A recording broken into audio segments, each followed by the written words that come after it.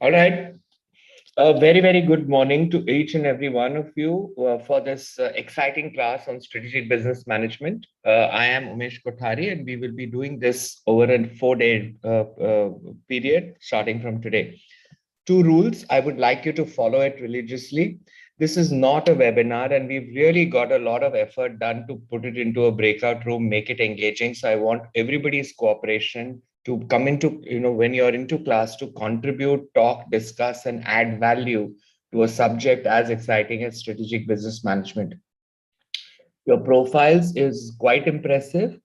Quite a lot of you are into the technical field, whereas a lot of you are into the management field. And I like this merger because that's going to bring out a lot of challenges that we face at the workplace, and how do we overcome these challenges. Yes, the academics is one side of the story, but the other side of the story, an important one, is how do we apply this to the business's problems, to the environment around us.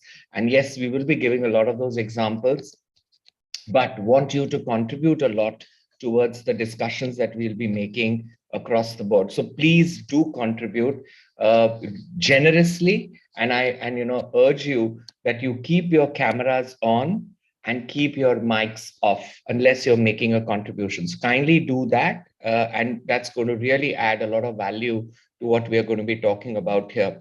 It's actually not a fair deal game. Putting about 23 years of experience in strategy and customer insights into a 4-day, 2.5 hours each classroom, trying to do my very best here, because I'll try to bring in as many experiences as possible from across the globe in markets of US, UAE, and India, and we'll talk about it. And there are no right or wrong answers. These are my experiences, and similarly, would want you to share yours as well.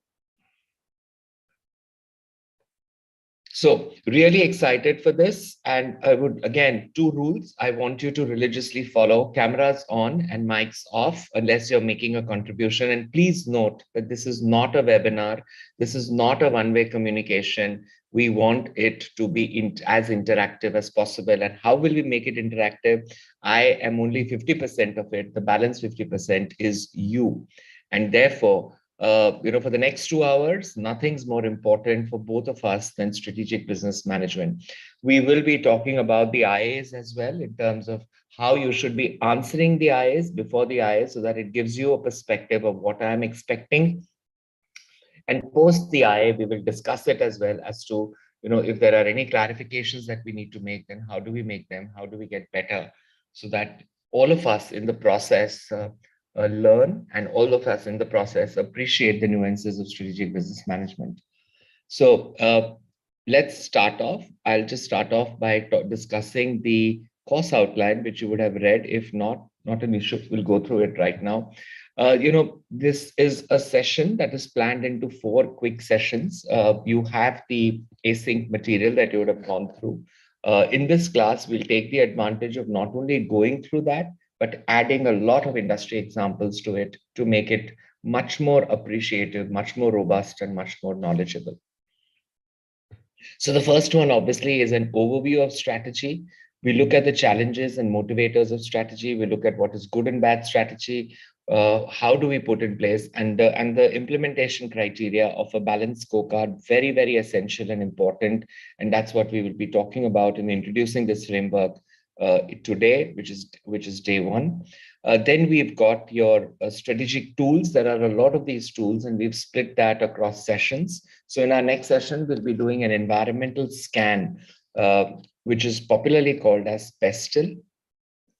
We'll also do Porter's 5 forces, and we will understand and appreciate how to do benchmarking. Additionally, there are a whole lot of other frameworks that we want to talk about, some internal, some external, and we'll pick those up with regards to SWOT, BCG matrix, value chain analysis, change agents is what we talk about, taking us into our last session of the BRIO framework, ANSOP's matrix, and control mechanisms and KPIs. Now, this part of the story, which is control mechanisms and KPIs, is what I have introduced because it becomes absolutely essential to ensure that your strategy is on the right track or not. And on today's class, the balanced scorecard and a little bit more of strategy is what I have introduced over and above to what you have in your course outlines. So that's it. You have your you have your 5 IAs, yes, and your first class, no IA, but after that, your IA starts coming up. And I think the dates are also provided to you. So your first one is session 1, but your first IA will be on 2nd April before class, and that is going to be on session 2. Then it's going to be on session 3, session 4, and session 1 and 2, and 3 and 4, and all of your IAs would end on the 10th of April, which is the last day of class. No, I'm sorry. Your last day of class is actually the 9th of April is our last day of class, the Saturday. So that's that. Let's try and understand, what do you mean by strategy? What is strategy to you? And with that, I ask another question. What comes first, the plan or the strategy? So what is strategy according to you, and what comes first, the plan or the strategy?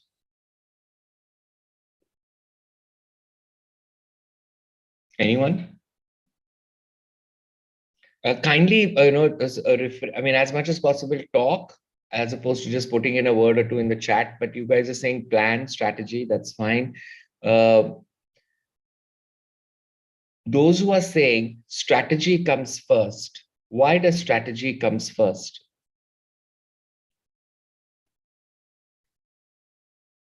With an example, can you tell me that this is how strategy comes first and plan comes later? Good morning, Professor. Nisha here. Yes, hi, morning. So I said strategy because whenever you have a business problem at hand, first you come up with a strategy, like how you want to tackle a problem, and then you plan for whatever strategy you have decided on. And then you start implementing the solution and so on. That's the reason why I thought, yes. That's the reason you said strategy first, followed by a plan, correct? Okay, all right, fine. Anyone else?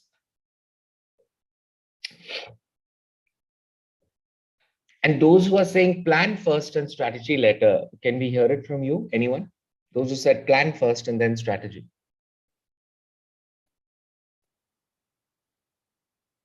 And it's not just us having this debate or confusion. This debate exists in the real world as well. And it is widely used and abused in terms of these two words of plan and strategy. But yes, they have a distinct meaning. And that's why we are starting off our class with this discussion. Hi, Professor. Hello. Hello. Hi, Professor. I use this side. So hi.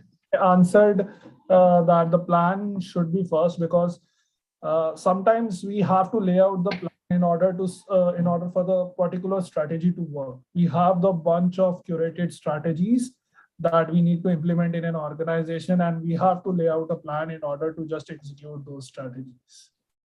To execute those strategies. That is interesting. So Nisha, how would you react to Ayush's statement now, who's saying that strategy is to be executed, whereas plan is to be planned or strategized? Exactly, I kind of agree. So strategy is basically what, and planning is how, is what I believe. But what Ayush said was planning is how, and planning is the what and strategy is the how. Oh no, then I won't agree. Yeah, exactly. So I was about to say, wow, Ayush, you have a great influence, and you're all the people who said strategy are kind of saying yes to you. Sorry, I misunderstood the question. Yeah. No worries at all. Yeah. So Nisha says, Nisha says, plan is what, and strategy is wow. Both of them say that. But Nisha says the how comes before the what, whereas Ayush says the what comes before the how. Yeah. Now, all of you, after class, for example, it's a beautiful Sunday morning, and after class, you want to venture out with your families. And you are in the driving seat of the car, and you sit in the car. And now what is the first question that you want to ask to your family Will you ask a question or will you just start driving? Ask the question where we want to go. Where you want to go?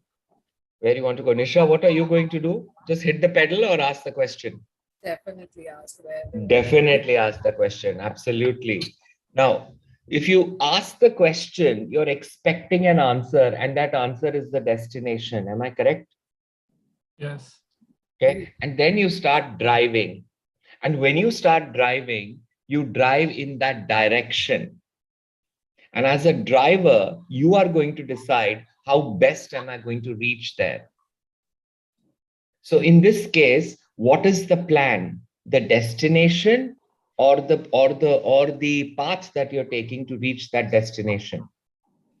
The destination to reach the To reach, destination is the plan. correct. So Ayush, I'm so glad you're sticking to what you said.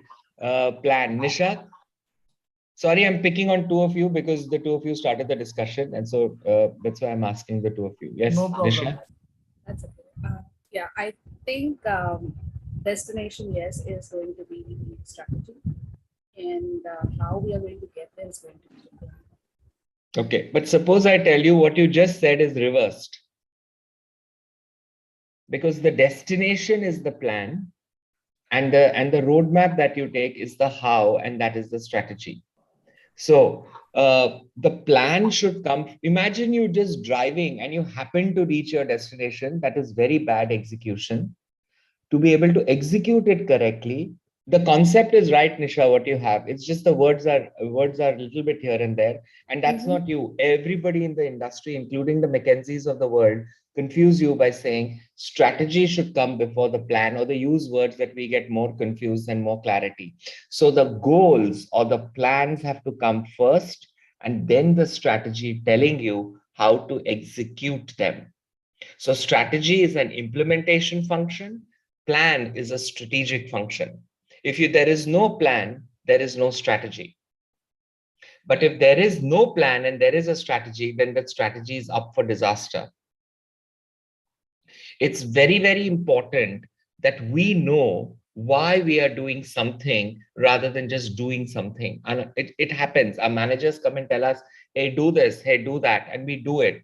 Now, everything can't be done in a rush or a hurry. We must pause. We must, talk about it and say, please tell us why. Now, that why is not only to know, because you can contribute it differently in terms of how are we best going to achieve and answer the question. Lot of us, this is not nothing new, a lot of us have this beautiful vision mission statement that says, and we have kind of abused this word to the fullest, of saying we want to offer innovative products and services. Brilliant. At the end of the year, the chief executive officer asks us, or the person in charge, have we achieved this? And the answer does not come out straight away because there is no understanding of what is innovative. And because there is no understanding of what is innovative, the output of are we innovative does not come through, and it's an arbit answer. It's a generic answer that is given saying either yes or either no. In this particular case, you must define what do we mean by innovation, and is that innovation something like, what should I say? Is it offering it first in the company, or is it offering it first in the market, or is it offering first in the universe? What is innovation? It could have different meanings to different companies. What is it for us is what we got to define earlier. So if we know that innovation means offering products first time in the company, then the product and R&D team work in that direction. But if we know that we have to offer first in the universe, then we have to work in that direction to probably patent it intellectually, property, all those things will come in. So what do we want to achieve becomes very important. There was a company here which said our vision is to expand our footprint in markets outside UAE, for example. Fantastic. Now, if it's been 5 years and they haven't gone out of the UAE. So when I assessed the company, they said the pandemic came in and blah blah blue blue all stories came in. So I just said, why didn't you change it by saying not outside the UAE but within the UAE? And you have reasons for doing that. So what I'm trying to say is, while you have a great statement, a great output, you must be able to achieve it. And if you can't achieve it, then it's just good, nice paper that you are producing to give it to your board of directors, to give it to your investors for filing purposes, not for any other utility than that. And that is the disaster of an ineffective strategic plan leading to a disaster recipe for strategy itself. Now, we understand this was asked at a recruitment question also, the plan or the strategy, and somebody said strategy, not hired. Somebody said chicken or the egg story, definitely not hired. It is the plan before the strategy, because if you do the strategy before the plan, you are wasting organizational resources. You are not a proactive manager. You are not a foresighted manager, and all those things are coming out of this discussion. Hence, please be 100% sure of what is the goalpost, what is the North Star, and then begin to achieve that. Don't start to achieve it without knowing what we want to do. And yes, if the organization is like this, we at a micro level can start the change and ask the right questions, because then it's going to help the organization channelize its resources in the right direction, which is the need of the hour right now. Not laying off people, but channelizing it in the right direction. And that's what another dictionary of fantastic words besides innovation is: digital or digitization or digital transformation. Everybody wants to do it. Everybody aspires for it. But what is digital transformation? Is a lot, not everybody does it well. So I worked on a research paper, and when I made a presentation at a conference, the first question that came to me was, Umesh, what's new about this that you're telling us? Do you think you're telling us something new? Everybody knows it. And my answer back was quite a demotivating statement to begin with. But my first answer there was, if everybody knew how to do it, then why are 4 out of 6 companies or 2 out of 3 companies unsuccessful in implementing digital transformation? And that is talking about an unstructured approach to it. Yeah. Yes, Vakesh, you have a question? Hi, Professor. Yes, Hello. there's one thing which is confusing me a lot. So, like, I'll take the example that you took. So we are in a car and we want to reach somewhere. So, isn't the destination that we want to reach is our goal? And as you said, like, plan comes before strategy. But can you help me understand one thing? If you don't know that what path you're going to take or how you're going to take that path, how can you plan it? Like, you cannot define that it's going to take me a certain amount of time to reach there if you don't know the strategy for it. Correct. Now, here I would just request you to change the thought process a bit. A goal or the plan is the same thing. Okay. Yeah. Now, my question to you is, what is your plan of attending the strategic business management course, for example? What is your goal for attending the strategic business management course, for example? And your answer is whatever your answer is. Now I'm going to say, how will you ensure that you meet it? So you'll say, probably I will do this, I will do that, I will do 1, 2, 3, and that is your strategy. How are you going to execute the plan? Yeah. So the plan is the goal, or for a better word, your vision mission. What is your vision mission statement? That is nothing else but a plan. You intend to do all of that, right? You want to be seen as that.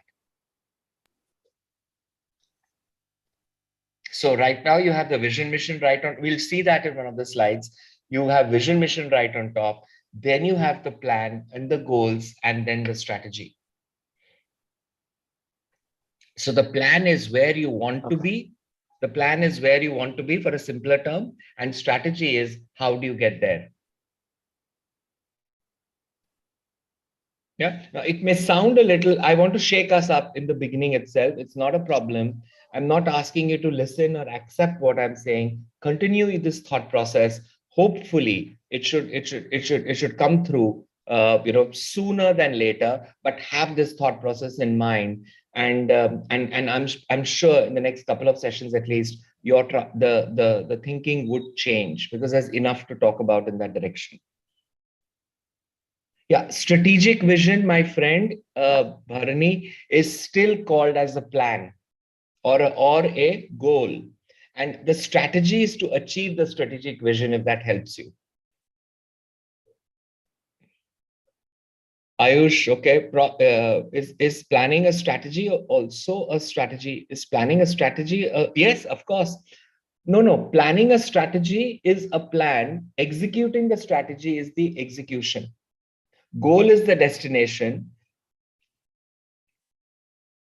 Plan is also the destination. And strategy is how will you achieve the goal? That's perfectly said. So for right now, if Ayush, if that's helping you, go with it, because what is more important for me is the plan comes before the strategy. And that is the message I'd like you to take with you so far. Yeah. If you don't have a plan, your strategy is a flop. If you have a strategy before the plan, it's a disaster. Sir, first of all, I'm not getting the hand raise sign. So sorry if I have to unmute it like this. No problems. Okay. And secondly, actually, I was just going through this, what I think the goal is basically the destination we want to reach is the goal. Correct me if I'm wrong here. Agree, 100%. And the way we reach that goal, I think that should be the plan. Na? For example, I have certain thing in mind that I'll take this route and then reach there. And after that, we'll take that route. That is my plan. But when I implement those plans, there would be a barrier sometimes. Yeah, I would bring, how are you planning to reach those plans? I would bring strategy there. And what you are saying, strategy, I will call as initiatives. Initiatives, okay. Yeah. So I'm going to put goal and plan together. Okay. And why am I doing that? Because that's my strategy, that's my vision. That's my mission. Now, loosely said, that is my strategy. A lot of people say that also. Yeah, I get your point. Well, when you are talking in individual, that's a goal. But when you are talking in a group, that is a plan that we are planning to do. Exactly. We are intending to. What you intend is always plan and goal. Yeah. Okay, fine. Yeah, your intentions. Yeah. Yeah. Clear? Good. Now, please think on those lines. Some of you may still say, Nisha, where are you? You've given up on me, or do you still believe that I still have contradictory thoughts. You still have contradictory thoughts. That's okay. That's perfectly fine. Anything I can help to clear it, or you'll probably, time will clear it off on its own. But right now, what is the what should I say? What is the barrier to accept it?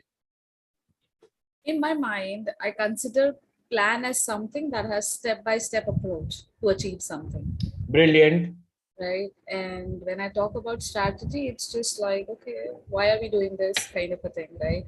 And that kind of is the ultimate goal for me. So for me, everything works in a reverse order. I don't know how. No, why are we doing this? Is that strategy? Or how are we doing this? Is that strategy?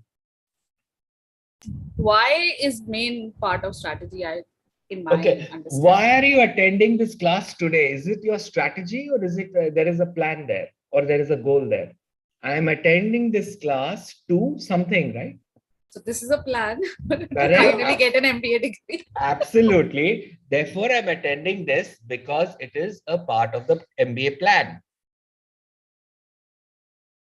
How are you going to make sure that you ace this one is your strategy?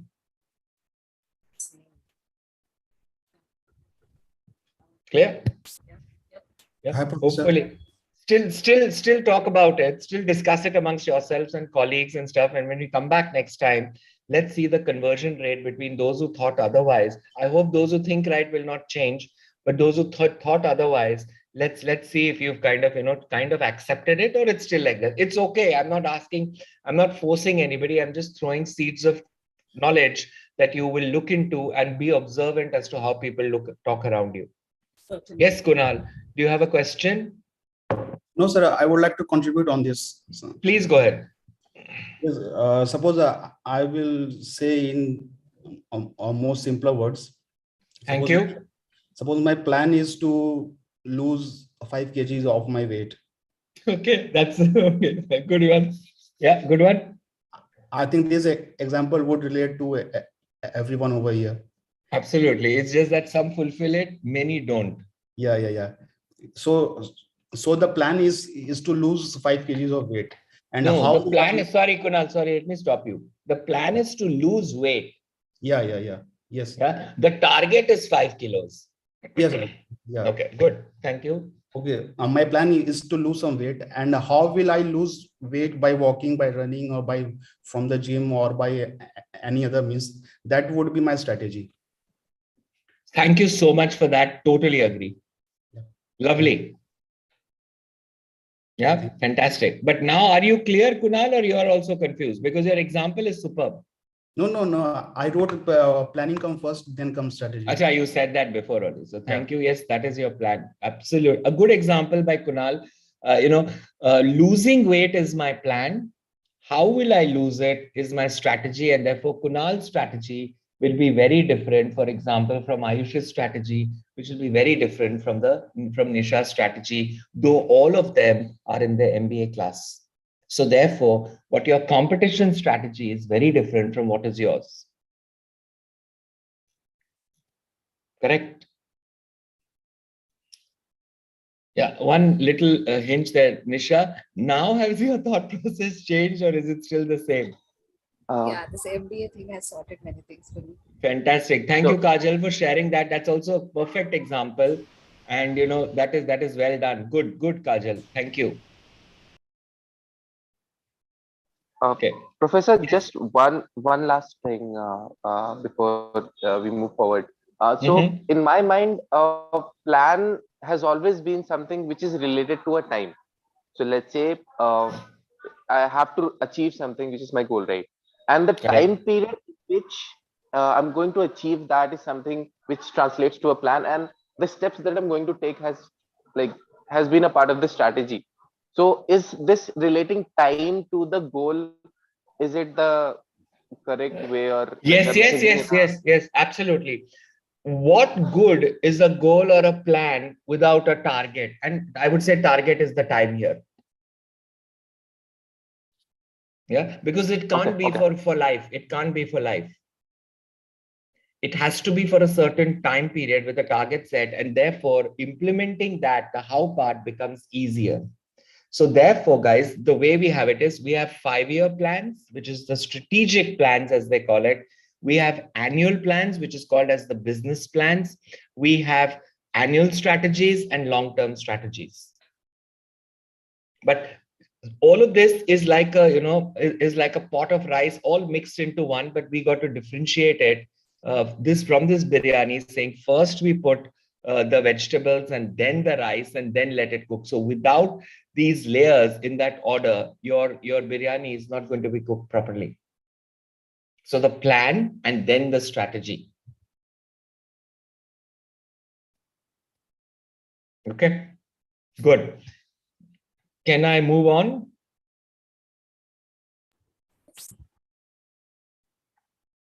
Okay. So let's move on with our session that we want to do today. And that is talking about, okay.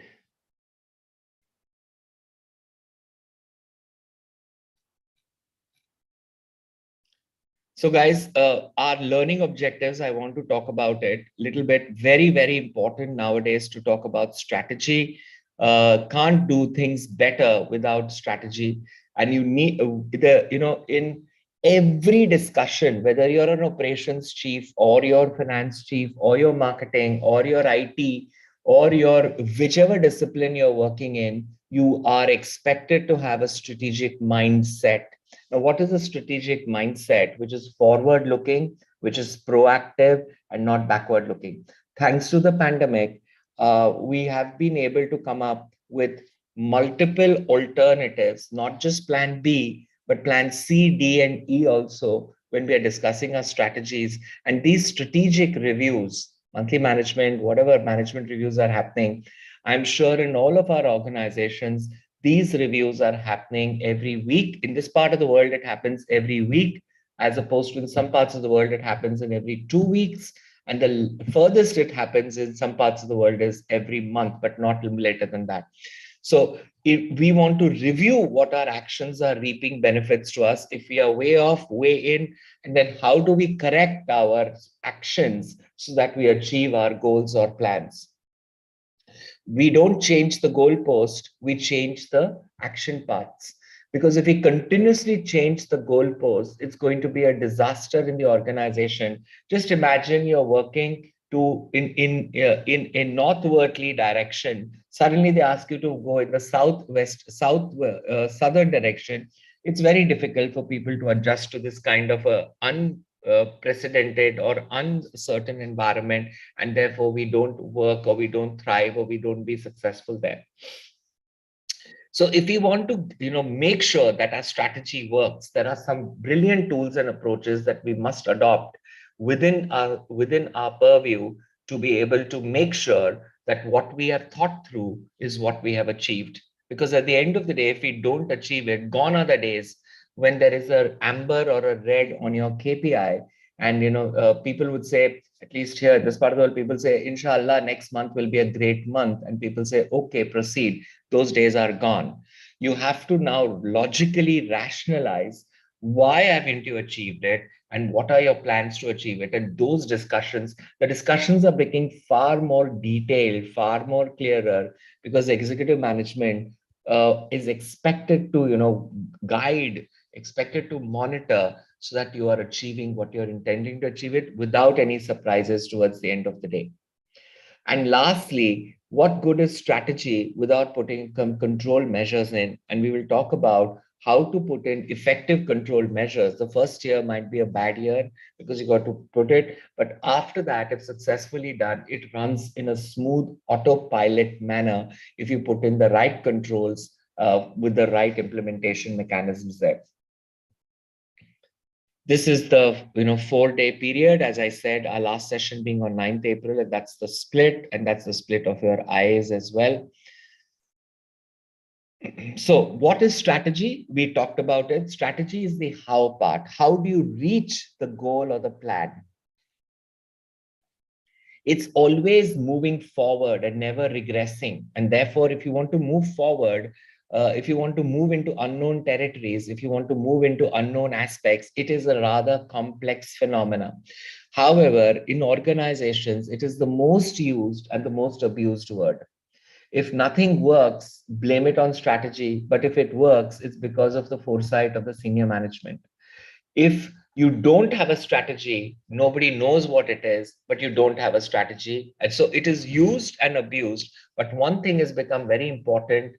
Of the 10 projects that I worked on, people, whether it be operations, whatever discipline it is, at the end of the day, the client wants to know, what should my go-to-market strategy be?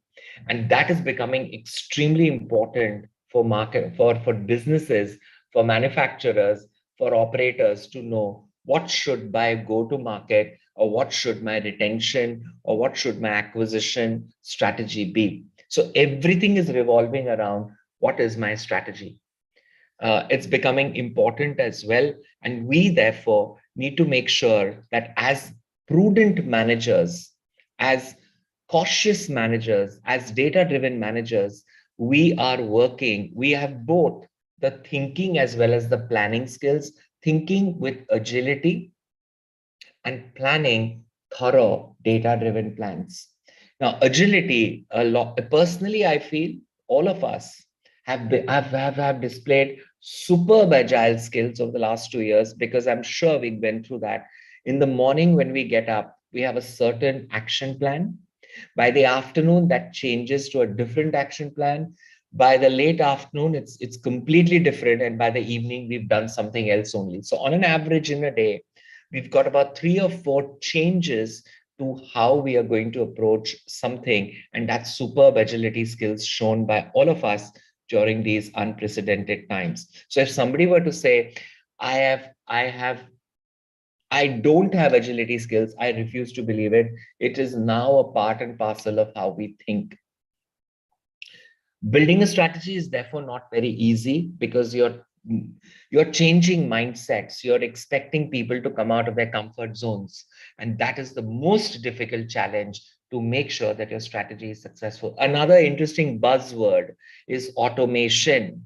So you have innovation, digitization or digital transformation, automation, analytics. All these are words nice to use in your plans. But if you've not done anything about it, then I'm sorry to say, you have not leveraged the most out of these plans. Yeah, this becomes extremely important for us to know that we, as strategic, gone are the days when we will display and say we are a team player, we have leadership skills, we have this. Now, all these are passe, according to me. What skills you must possess now is agility, which you have to leverage further, critical thinking, which is required right now, and innovation and balanced, innovation and forward thinking is what you need to do now. We are, as a business, are not afraid of direct competition, but we don't even know many a times what is indirect competition, and that is the biggest fear for us. Why is, for example, Colgate planning now of a fear that it possesses from Wrigley's in 3 to 5 years' time? Any guesses? Why should Colgate be worried about Wrigley's? Any thoughts?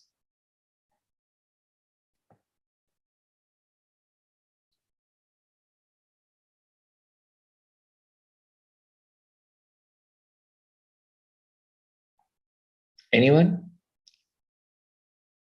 Whitening chewing gums. Okay. Close, Kunal. Anyone else?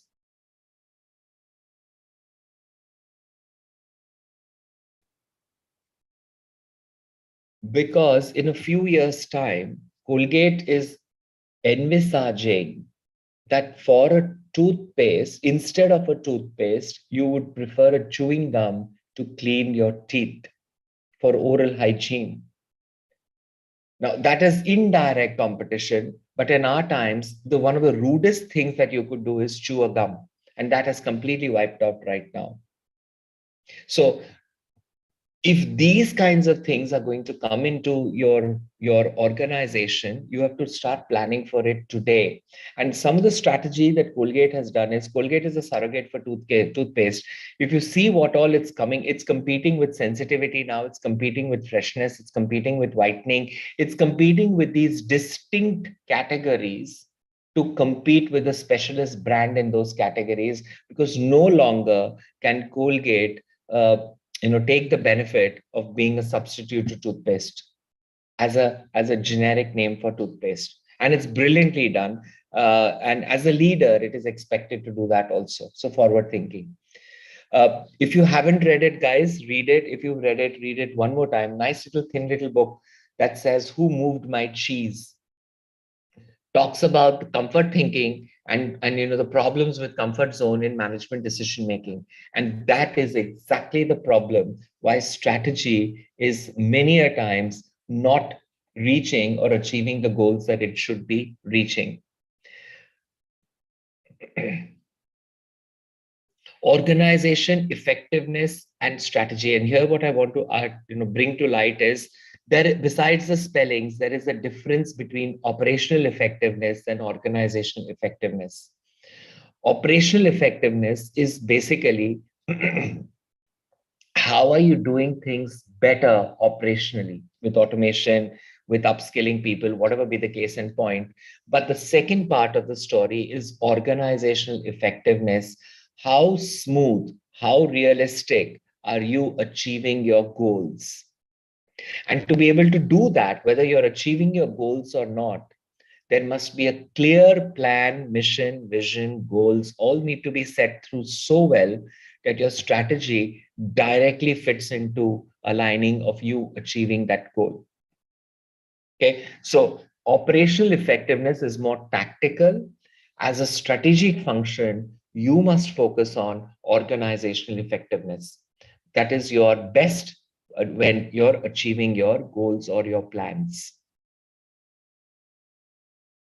Yeah. Also, yes, Ayush, absolutely a great book. Alongside that, I also want you to read The 7 Habits of Highly Effective Managers. If you have read it one more time, If you haven't, please read it. There's an eighth habit also. But one of the habits there, very relevant today, which is my personal favorite, and that is inside out.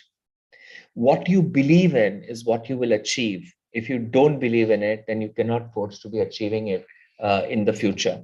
Hence, inside out is becoming very important within the organization, and that is getting to be able to achieve what you need to. Now, as the Gen Zs and the millennials come into the workforce, they are going to bring in some great work cultures, and they are also going to bring in some disasters with them. Now, what are the great things that they're going to bring in? According to a Hayes survey, the new millennials or the Gen Zs coming into the workforce have four distinct characteristics. One, they are confident, which is superb. They are collaborative, which is extra good. They are they are candid, open in terms of their feedback. The last point is not very good, but they are confused. So the new jobs of tomorrow is going to be collaborative. And for a Gen Z millennial, imagine the person being paired up with a person having 20 years of experience, and that's how teams are going to be formed. For a single position, you're going to be competing with not similar profiles, but profiles with much more years of experience. And that's where you got to talk about how do you make sure that you have the right understanding of the company. And that becomes important for you to distinguish yourself in the organization.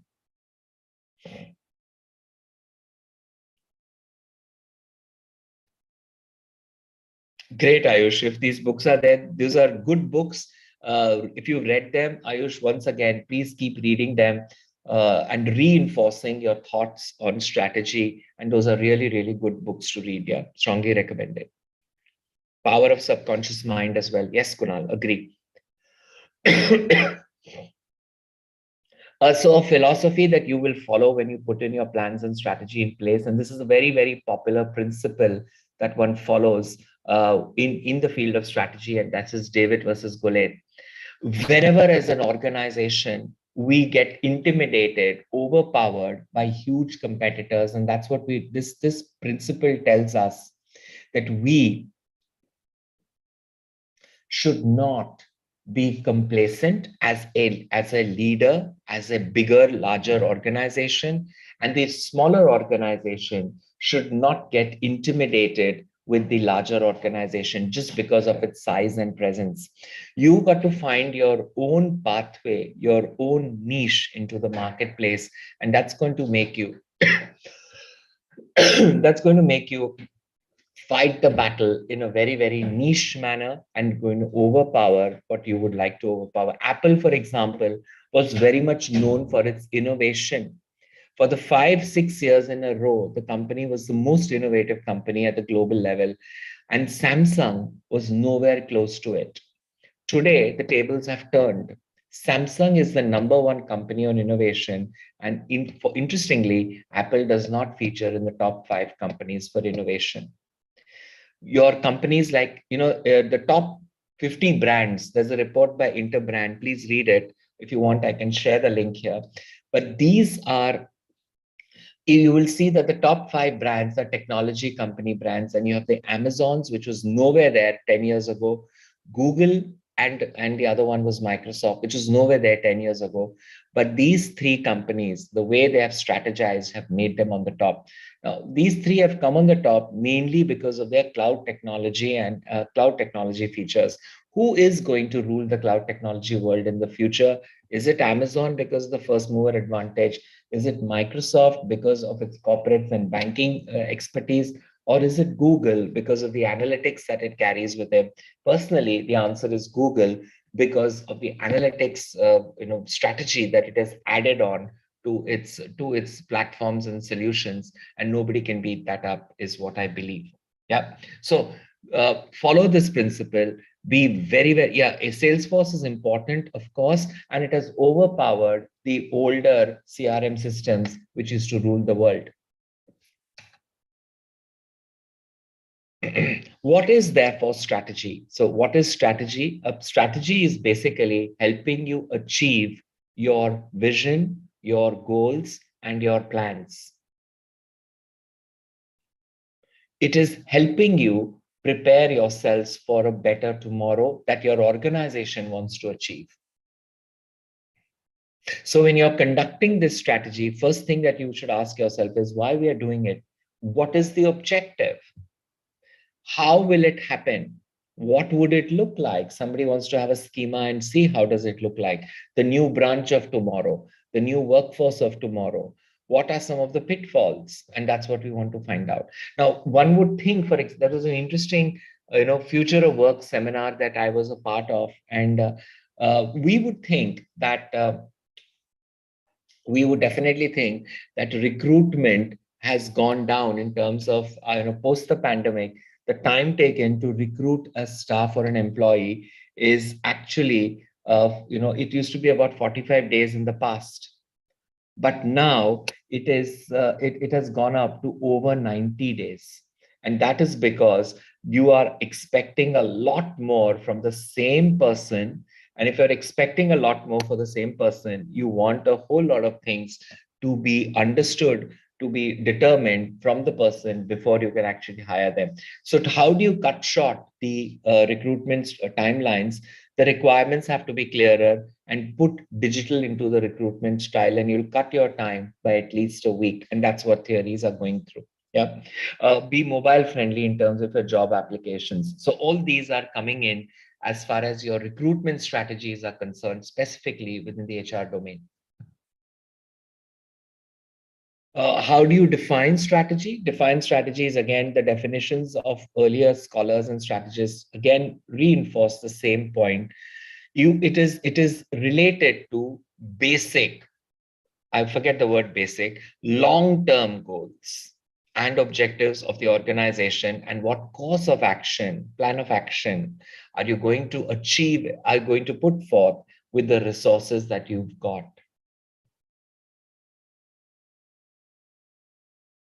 What are the kernels of good strategy by a professor, Rumelt? What he says is it's an understanding or a diagnosis of the kind of challenge that you're facing, which is nothing else but what is your plan, what are the shortcomings, and what are the limitations?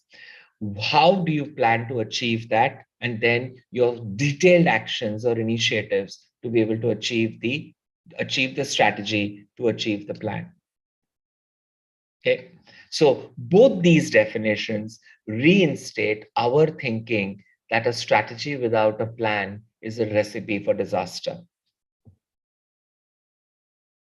So what does it answer? It answers how part of the question, which helps you achieve the plans, goals, or objectives, which helps you achieve targets, whether they are annual, yearly, or 3-yearly also. And it helps you to put in your control measures to make sure whether you are on the right path or whether you are not. Okay. Now, before I get into it, I just want to ask another question. As you move up the ladder, guys, because what is more important nowadays? To be a generalist or to be a specialist?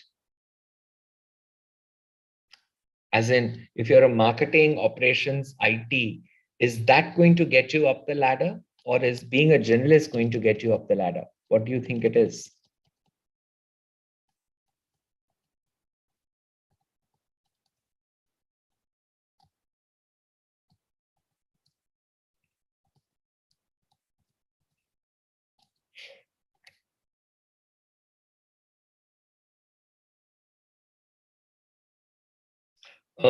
Everybody is kind of saying a specialist, okay? Any example of why a specialist? Anybody saying a generalist also, we can hear them. A specialist, why a specialist? This is one big change that we are talking about as far as skills and competencies are concerned of people.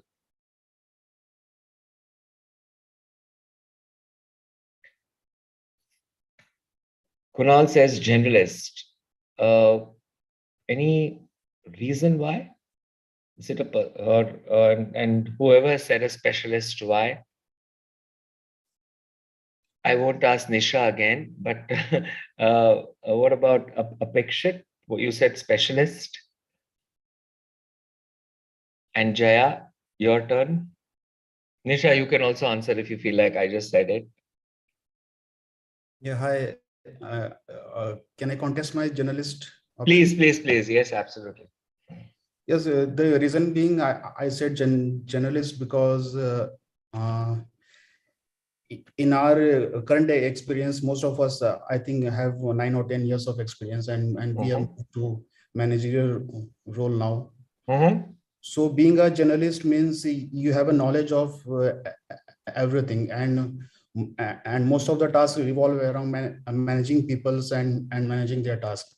So you should have a knowledge of everything, little bit of knowledge of everything, so that you can, I mean, you can guide them or you can assess their uh, reports and all those things.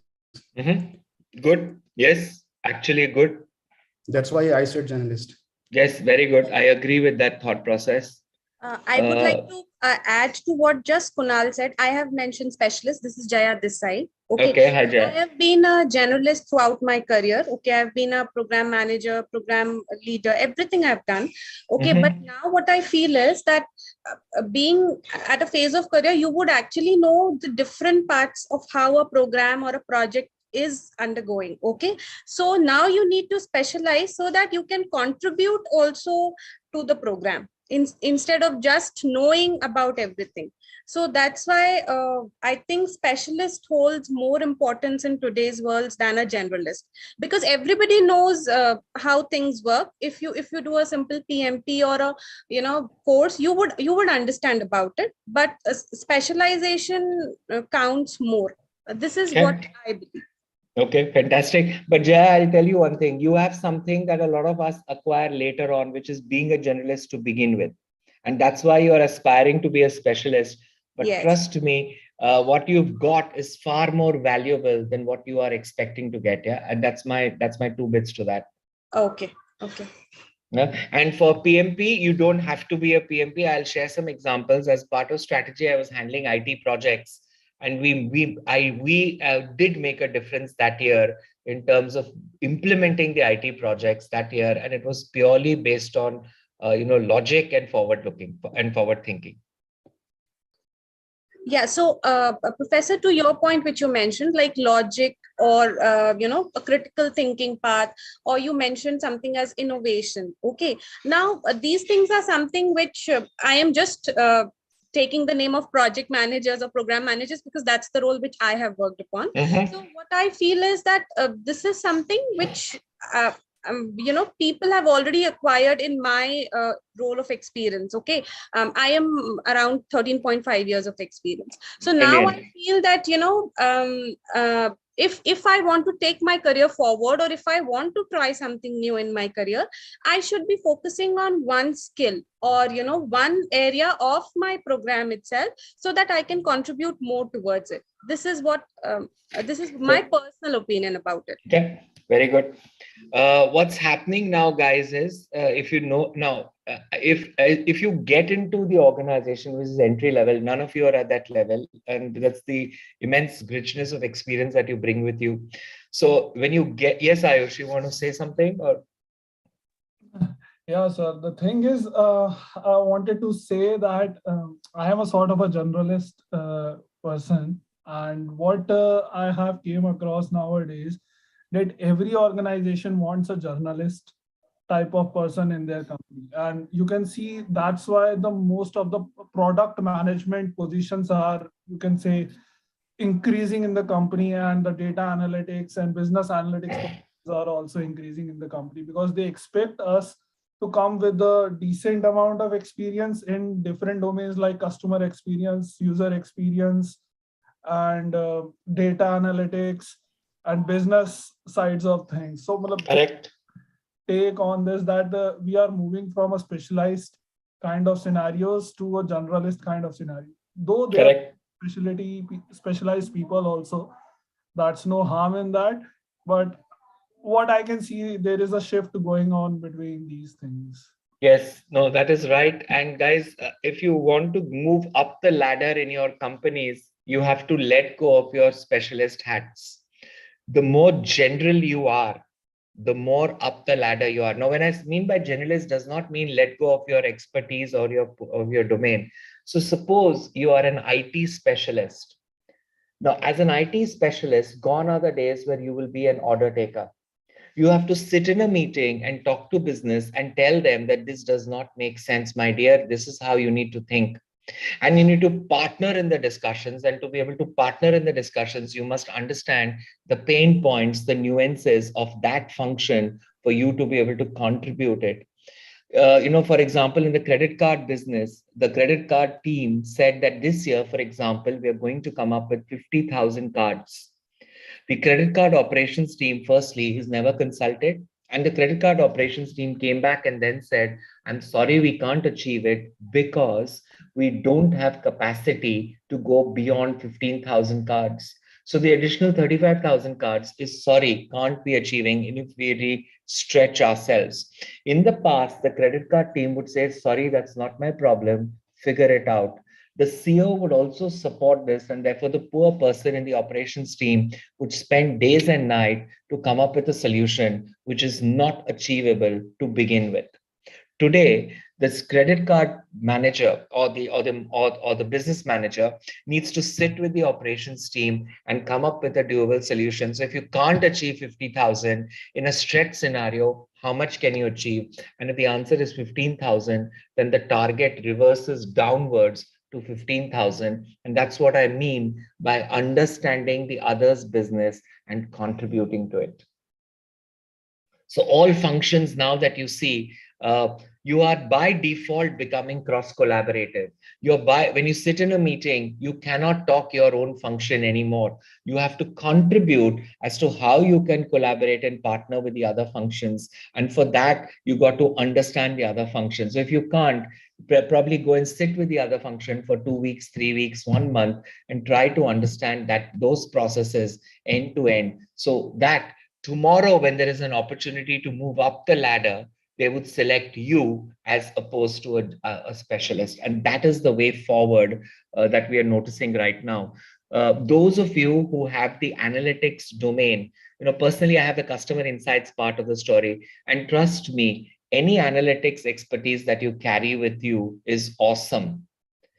Don't let that go, because the reliance on analytics is more and more now for organizations to achieve their strategies than otherwise. You cannot sit in a meeting room and talk faff saying, I believe, I think, I should. Now you got to sit in the meeting room and say everything backed up by data. And if it's not backed up by data, sorry to say, you'll be washed out of the meeting room without even you knowing it. You'll never be invited to the next ones. So when you go in, please take all your homework with you. Please do all your analysis with you. And if somebody is taking a superfluous decision, correct them with the data analysis. And that data, if you just project it, talks for itself. You don't want to do anything. Yes, don't fall into the trap of being an analyst paralyst. Don't fall into the trap of being in a verbal diarrhea with the data that you've got. Talk to the point, talk to what you want to achieve, and make it in such a simple manner that everybody understands your point. And that is how you come up with a focused decision to address a problem. Okay, and that is again getting again with the part of strategy. Strategy earlier would report directly into the CEO, the function. Today, it reports to the CEO through the CFO. So the CFO has got a dual hat now of a finance controller as always as a forward thinker with the strategy coming into them, because somehow that seems to work well for organizations with the brakes and controls put in the right directions. So this function, everybody is expected to strategize, right from the customer service representative all the way up to the CEO. You're expected to strategize. And as strategic organizations, it becomes important to you think, plan today for a better tomorrow.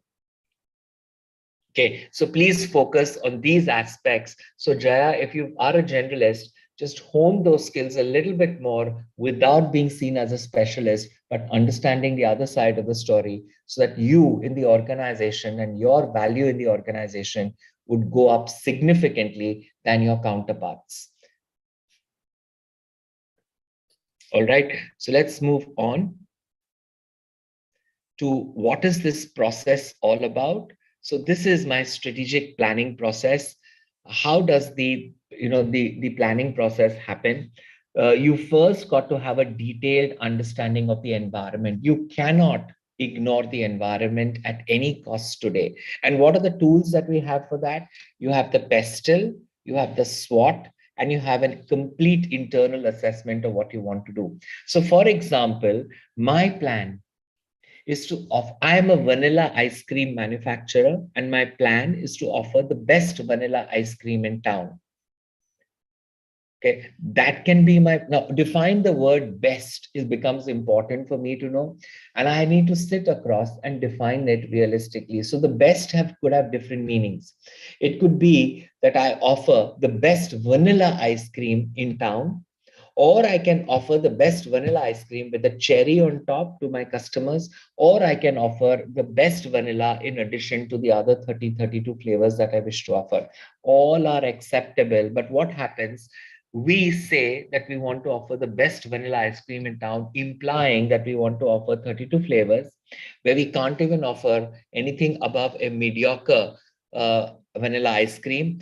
So our goals are unrealistic. Secondly, the resources that we have are not stretched enough to offer a decent vanilla ice cream, let alone offer 32 flavors. So if you have these kinds of plans to begin with, you know that you will not achieve it because you don't have the bandwidth, but you've made the plans for it without even thinking about it. So if that is the case, then obviously everything else you will do, but it'll be a tick in the box exercise, not achieving results that you would like to achieve. So please have a real, in one of the organizations, the best part is accept a problem, because only if you accept it will you work on it. If you don't accept it, it's never going to work. So one of the organizations, the head of business stood up in front of the CEO and said, "Sir, you know what, don't have a progressive technology department." And the CEO told the business guy to please sit down, because he did not know the organization according to him. In 3 years time, the organization got bought out and sold off because they were not able to sustain the requirements that their customers had for them. So acknowledge a problem at the senior most level, or accept that this is a gap that we have in our approach, in our processes, because once you accept that, only then will you move forward. Yeah. So we will talk about these later on in our sessions, about how to do a pestle, how to do an effective SWOT, and then how do you internally assess your organizations before you put these outputs into a plan. So define your strategic objectives or plans with regards to the market, with regards to the products and services that you're offering, with regards to the processes. It could be all or some of them. Then you begin the implementation through the balanced scorecard approach. A lot of people say that it is outdated, it is passe. I personally don't feel that. If it's rightly done, it is a highly effective balanced scorecard system. And we'll talk about it. There are courses that are offered as a balanced scorecard certifier, costs some dollars, about $2,000 or $3,000. But after this course, trust me, it's based on logic, and you will not need to be certified. But you can claim that on your CVs that you have the skill of a balanced scorecard, strategist, and you can definitely say that on your CV, and that's how you'll up it post the course. You then talk about the action plans, you monitor the action plans, and then you put your budgets accordingly. So your financial planning is to be aligned with your organizational planning. You can't have operational and financial plans way off to what your organization wants you to achieve. Yeah. So planning process, very, very important, guys. Finish it. Don't mull over it. In an organization, what happens is everybody starts with their planning process for the next year, say in the last quarter of this year. So this year it will start, say, in this month of September. It is expected to finish by December, latest by first week of January. An organization started it in August that year, but finished in May. So you've lost 6 months in a process only because you wanted to come up with a perfect plan. There is no such thing as a perfect plan. As long as it suits your requirements, you need to work with it.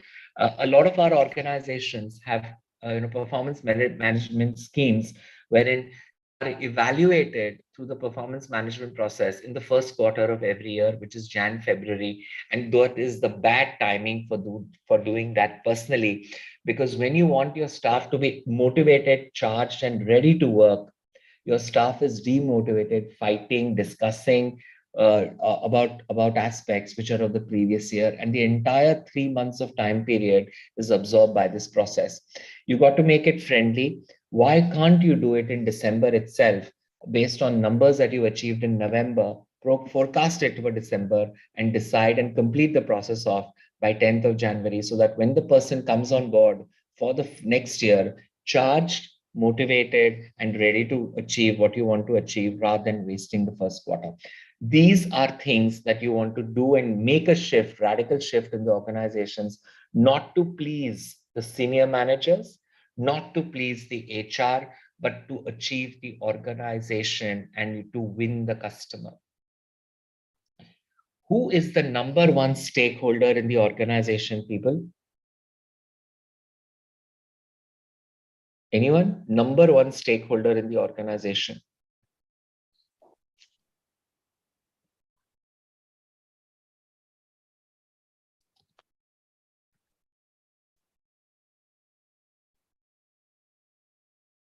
Customer, staff, management, okay, customer. Yes, the number one stakeholder in the organization is the customer.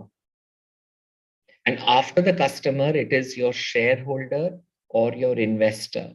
And after that, the board of directors. And after that, it is the CEO.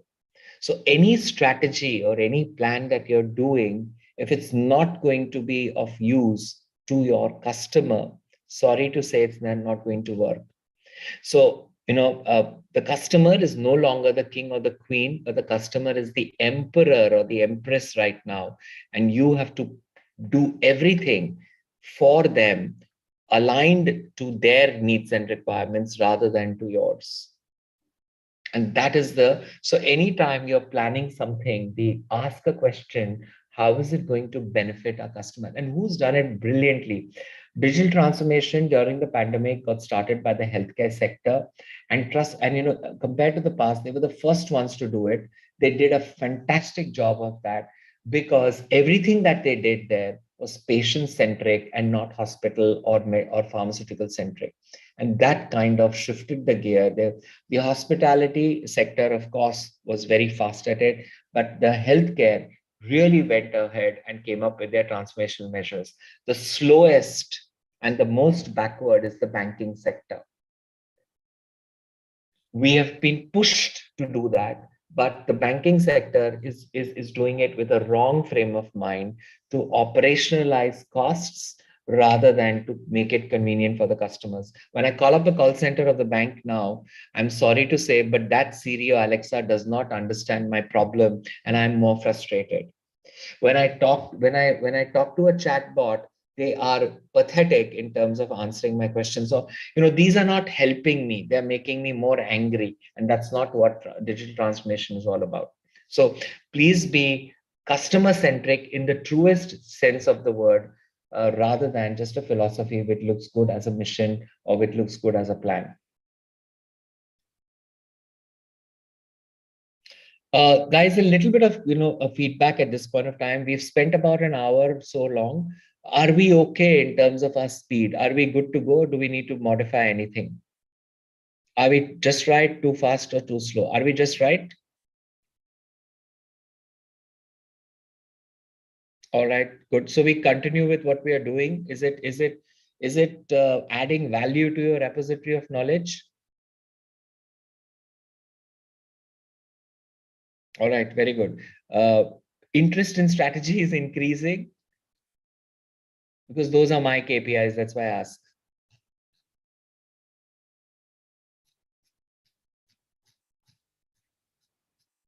All right, good. Thank you for that one. So we'll continue with the same flow. If I am very fast, please stop me once again. If something is not clear, please stop, and we'll do some of fantastic discussions, guys, over the last hour. And I think to come up with these kind of discussions in the first hour is good. I'm very happy with the audience that I'm talking to. And I think we are going to have a lot more knowledge contribution than what we had planned for. And thank you for this contribution. Just go on increasing it in today's session and the next ones as well. So let's continue with our thought process.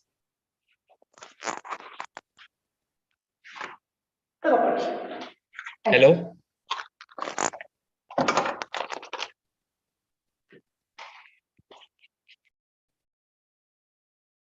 Good. Let's move on. Yeah, mics off and cameras on, please. Yeah. So, these are the changes that we have gone through. We know about these changes. All those my friends in the field of technology are aware of this. No, also you may or may not be aware of it, but this is the example that I always put forward. All these changes of Netflix, Uber, Apple, Amazon, Airbnb, these transformations have happened not to get profits, not to change operations, but they have happened because of the problems that were being faced at that moment by the customers. And if those problems had to be repaired, these inventions or innovations came through. And yes, they were supported by technology. So personally, technology is not a disruptor. Technology is an enabler. And what is also very important is not being customer centric is the biggest threat to any business. If you're customer centric, you don't have to worry about it. But if you're not, then that's the cause of sleepless nights. Use technology as a partner, not for a blame game or not for saying that it's because of technology adoptions, these disruptions have happened. Honestly speaking, these disruptions have helped the market because they have made the market more forward-looking, more customer-centric. And that's the message that I would like us to take from this slide.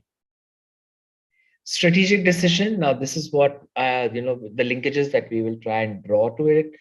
You have the vision, which is the aspirational, which is I ultimately want to do that one-liner, which talks about the reason for existence. The mission statement is the long-term action plan, which is the next 3 years, 5 years, or whatever years that we are talking about. And the strategies are plans that we will put in place to be able to achieve what we want to achieve. Okay. Peter Drucker, the guru of management, has said, if you were not in this business, would you enter in it today? If your answer is no, what are you going to do about it? Yeah. So if you have not touched upon something, the answer is why and what are you going to do about it? Because competition is obviously going to be in it. So that's how my strategies have to be aligned to my vision and mission. More and more talking about the blue ocean strategy now, moving from the red to the blue in terms of creating uncontested market space into newer territories like the Wrigley's and the toothpaste example that we just spoke about. Making competition irrelevant is a fantastic thing. And that is where you are strongly talking about your USPs, unique selling propositions, and more importantly, your VSPs, value selling propositions. By having a robust strategic governance procedure, you should be able to do all this. You should be able to see your North Star, making sure that you achieve it and not distance from it. Create and capture new demand. Create and capture new demand, break the value cost trade-off, and align the whole system of a firm's activities. Yes, do it effectively and efficiently so that you get economies of scale operations in the best possible manner for your organization. Okay. A lot of people are now saying you should learn Python and ML and artificial intelligence algorithm, which is brilliant, nothing against anything. But if you know that, that does not mean anything according to me. You still need human intervention. You still need the logical mind to be able to make sense out of that data. You can't dump that data into a management meeting and say, here, take it, and then make a decision. How do you decipher that? Yes, that has definitely helped. Don't take me wrong. But you need somebody, you need the business acumen to be able to convert that into an action which is understood by everybody. So in my personal experience, I want a team of two people, the technical specialist or the data scientist, as well as the interpreter or the business manager acumen. The data scientist, the role of the data scientist, therefore, from completely getting skewed on the technical side, you must have a balanced view of a business manager as well, and that is going to make you rare, unique, and make you very, very popular at your workplace. And that is what I'm talking about: effective and efficient roles that you will play in your organization. Sir, on that point, so Yes. this is Apekshit here. Sorry to interject. So on that point, shouldn't we say Which that, point, Apekshit? so going back to the earlier discussion that we had about specialist and generalist, right? So coming to this point where you gave a very good example regarding a team having two individuals, one individual being good at data analytics, which is that individual specialization, and the other technical person side of it, yeah, right, at the same time the second person being good at interpretation and presenting from a business perspective. Correct. So aren't these two individuals with two different specializations, and that's why it's important to have specializations from vertical perspective. Now, these are matrix functions in the organizations, and they're not housed into any specific disciplines. And if you notice, most specializations, whether it's marketing or it's business or it's analytics, will have these courses built into them because they are essential, they are necessary. So strategy is a course. Analytics is a course. Unless you want to specialize, you can get more of those, but those become part of your core courses that you would like to take. I'm not saying digital marketing analytics because that's for the marketing major. I'm not saying fraud and risk analytics, that is for a different major, but I'm talking about general data-driven decision and insights making is everybody needs to be able to work up their ways through it, at least in terms of deciphering the information, understanding the information, and believing in that. Okay, thank you, sir. Yeah.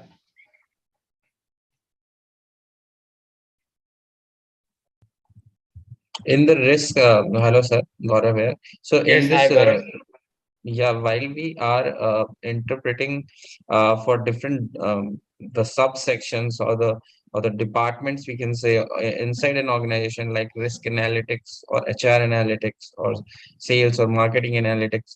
So if we look a little high level diagram out of it, so aren't these positions also interchangeable? So if a person is able to interpret data from risk vertical, he is also eligible or he is also qualified enough to have to be into the strategy team and present the higher level data analytics. So this role is interchangeable. That's yes and no, Gaurav, because okay, for the risk and compliance analytics, the role may not be interchangeable because the regulator may not want it. In most countries, the regulator wants a distinct specialist person only to handle that piece of the pie and not do anything. Of course, but if the person wants to get into strategy, the person can get into strategy, but not also while doing this. That's on the risk and compliance side. But on all other analytics, these people are housed within the functions because you want these people to be able to conduct the analytics within the function: marketing, operations, IT, and also HR. Now, a good organization would make it central and therefore have that central team work into all these analytics. Also, what happens if you can't do it central is they have a dotted line reporting to a central function, and that is a strategy function. Yes, but interchangeably, these people, if you're people analytics or if you're digital analytics or if you're marketing or whatever, you can move into general organizational analytics as well. yeah. Thank you. Yeah, and when you anyways do your analytics into functional specifications, you can't do it alone. Talk about the equation that is very popular nowadays, something that I strongly advocate. Happy staff leads to happy customers, leads to profitability. Now, who's going to do the analysis of this? Because there are three distinct functions doing it. The central strategy function brings these things together, draws corollaries across this, and proves it to the organization that not getting profitability is not a function of your not a function of one, which is your processes, not a function of something that I talk about, which is customers' unhappiness, but the root cause of the problem is your staff happy or not about it? And that's the equation that I will draw. So I am touching upon customer insights and analytics. I'm touching upon financial analysis, and I'm also touching upon people analytics here through this little exercise that has a strong inference in strategic planning and implementation. Yeah, sure, sure.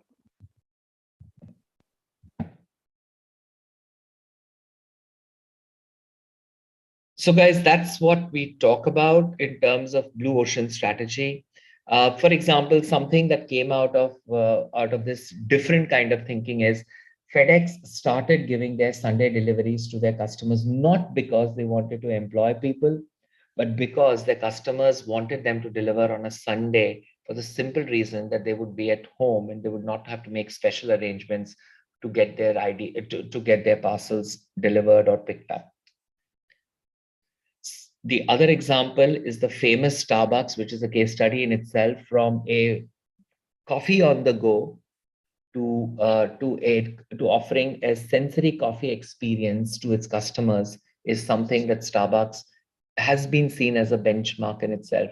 Now, Microsoft, which is a technology giant, it also has stores in the US, and what its business manager said.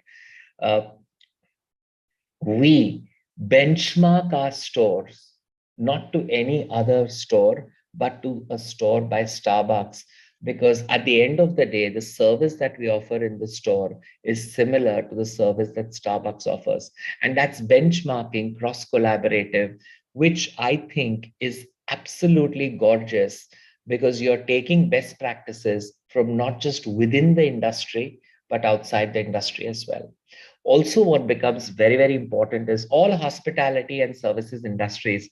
If you are in the hotel industry or the banking industry or the aviation industry, by default, you're copying the service standards from Ritz-Carlton, which is like your benchmark, but you need to customize it to what appeals to you rather than blindly copying pasting it. Starbucks has a store, they're like the next McDonald's in a sense, but they had on one single street, they have two stores opposite to each other from the street, which is quite fascinating in one of the locations here. And there was an interview by the CEO, and there was a question asked as to why two stores just opposite to each other in the same area. Isn't it operational loss for you? Isn't it cost being high on these kind of thoughts? What is the need to have it like this? Because we normally say if it's within the 5 kilometers radius, you don't have to have another physical presence there. And the answer that this person gave was fabulous accordingly. And what he said was, in the morning, because it's a residential community there, in the morning, we are appealing to the office goer, and in the evening, we are appealing to the homecomer. And that is what we specialize through our two different stores at two distinct points.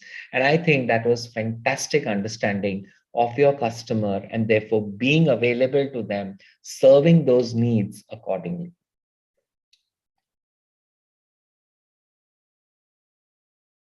Okay. Now, therefore, in short, your strategic planning includes, or your strategy includes, these three elements. It includes planning, it includes implementing, and it includes control.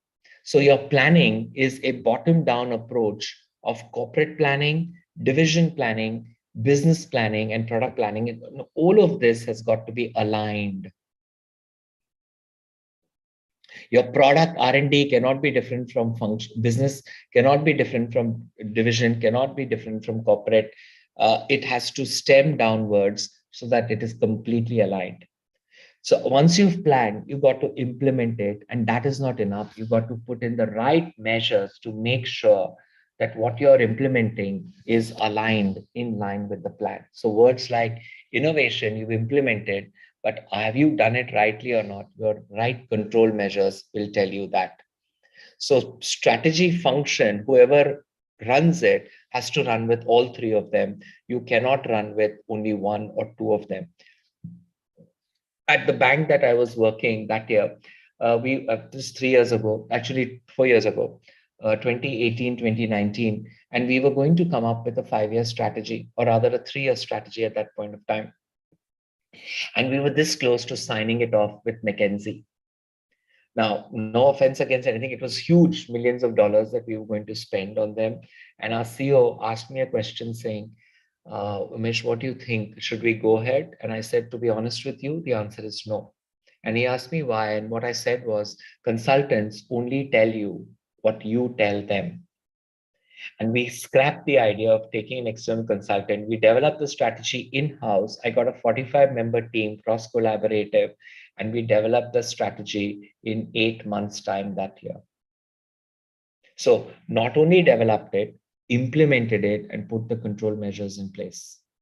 And now it is running in an autopilot mode.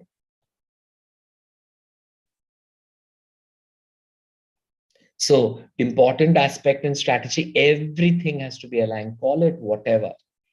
Suit yourselves, but everything has to be aligned. So right on top is your vision, then your mission, then your, some people have stretched objectives and realistic objectives. Let those be displayed as well.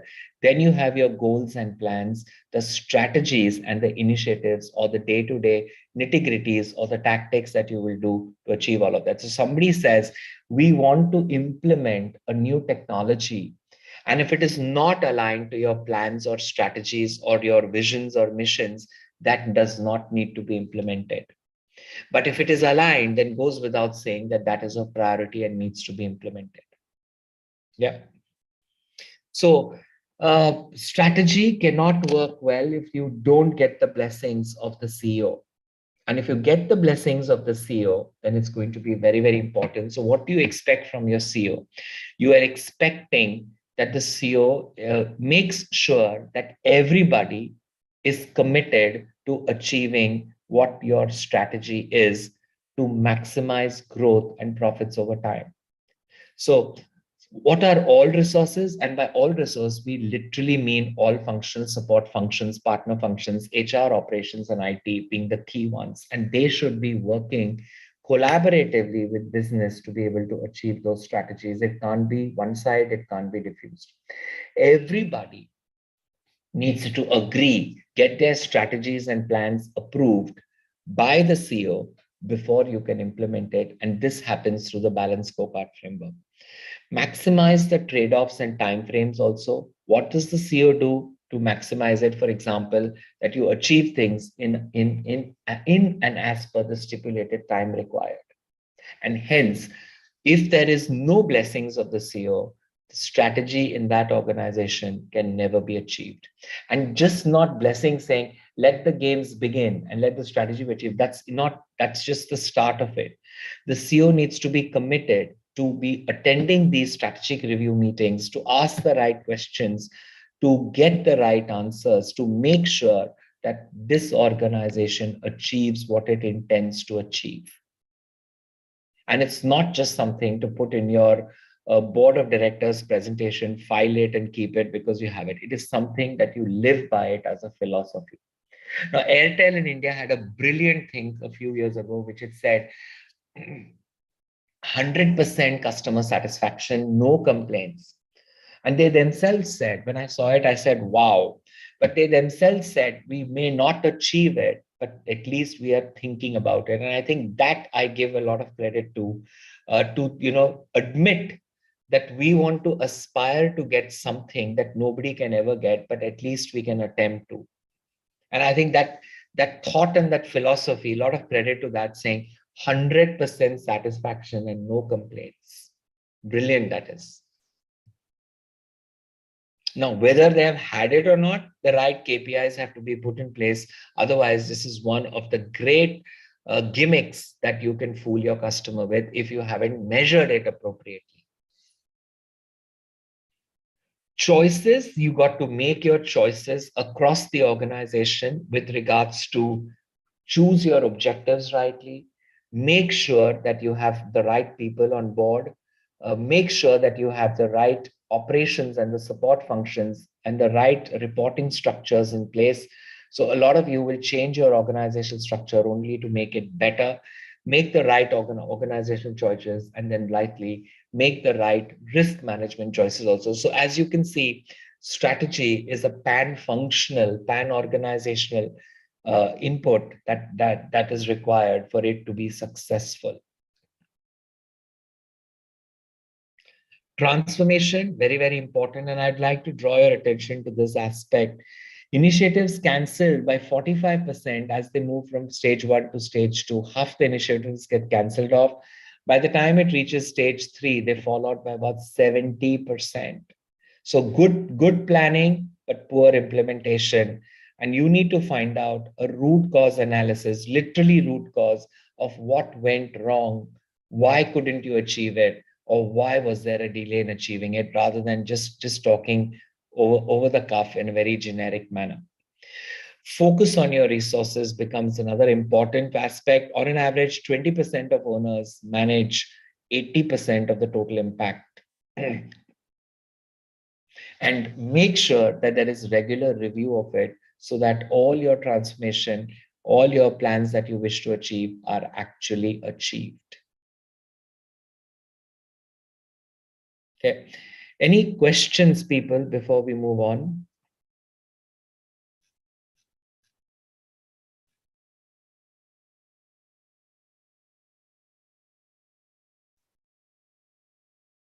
All right. Are we good so far? Okay. Do you want a quick 5-7 minutes natural break, or do we continue? Because we got to establish rules on the first day. Do you want a 5-7 minute break? Yes, Kunal, you'll have a lot. We have lots of exercises that we want to do for the frameworks that we will be talking about in this class. So today we have one which we'll discuss as a class together. But for the future ones onwards, we want to do that as part of breakout rooms. Short break would be better. So let's give you a quick 5-6 minutes and come back and continue with our discussion. Okay, so let's see you in 6 minutes. 1 minute of bonus.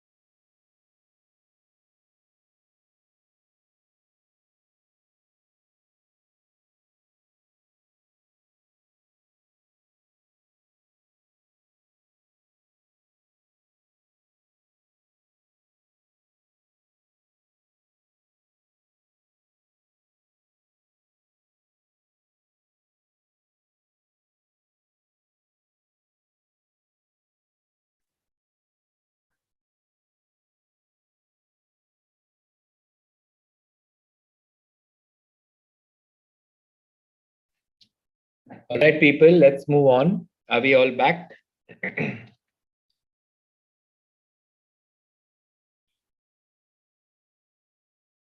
Great. So let's start by this, what we wanted to talk about, and that is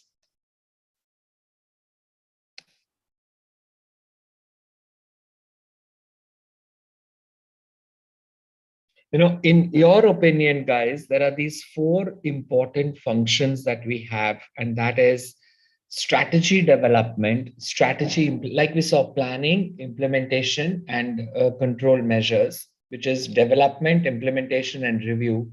In your opinion, if you were to select one of them, what answer would you select? Development, implementation, or review, or in your opinion, are all equally important? What would you think it is, people?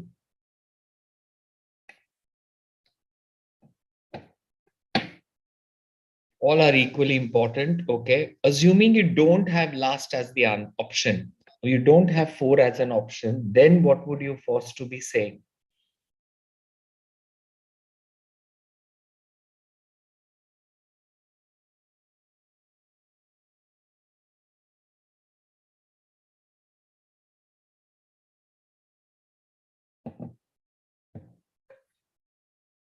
One, anyone else? Implementation. Deepak, you said implementation. Any reason why? And Devasis, you said development. Any reason why? Can you help us?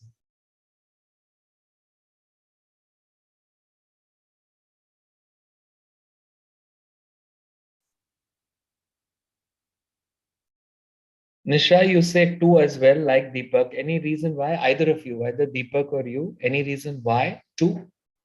Sure, sir. Am I audible? Yes, you are now. Yes, sir. Actually, what I think is the implementation is more important than the development is. Like in the organization, we develop many strategies to achieve a goal. But the main issue where we get a setback is the implementation. Unless we implement the things, we don't know what are the drawbacks, what are the challenges we will be facing of the development what we plan. So it is always the implementation which gives us the more learning, like how we can strategize more, like we can improvise on that, how we can change our development according to the implementation. Because sometimes what we develop may not go according to that. So once we implement, we can make the changes accordingly, and then we can review it. Okay, good, very good. Somebody else had said development. Can we know who your view, please? Because it will help develop new strategy according to business situation. Okay, anyone else would like to talk about why they said one? Bharti? Oh, sorry, Bharani. I'm so sorry. Yes, Professor. Good morning. Morning. I feel development is the base on which the subsequent steps are going to happen, and so primarily that is the planning, or I would say the first step, which sets the tone for the subsequent things. So development is very much important.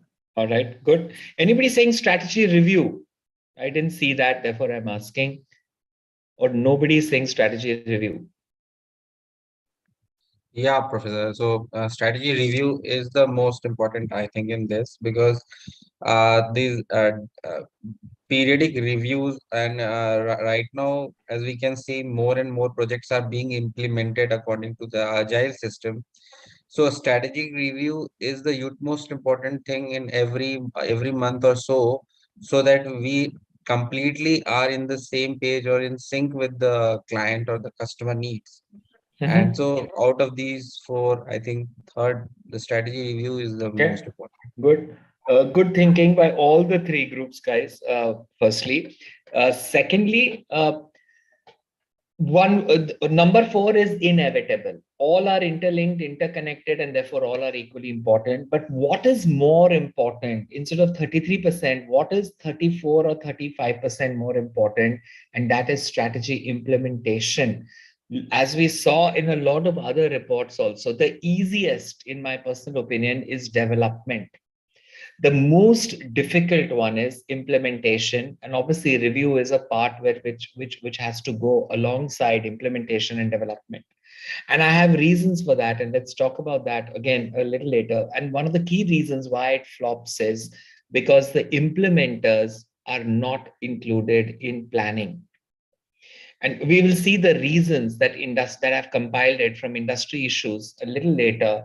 But right now, what we need to understand is make sure that implementation happens as per plans, and that's the difficult one, and accommodate that into the plan as well.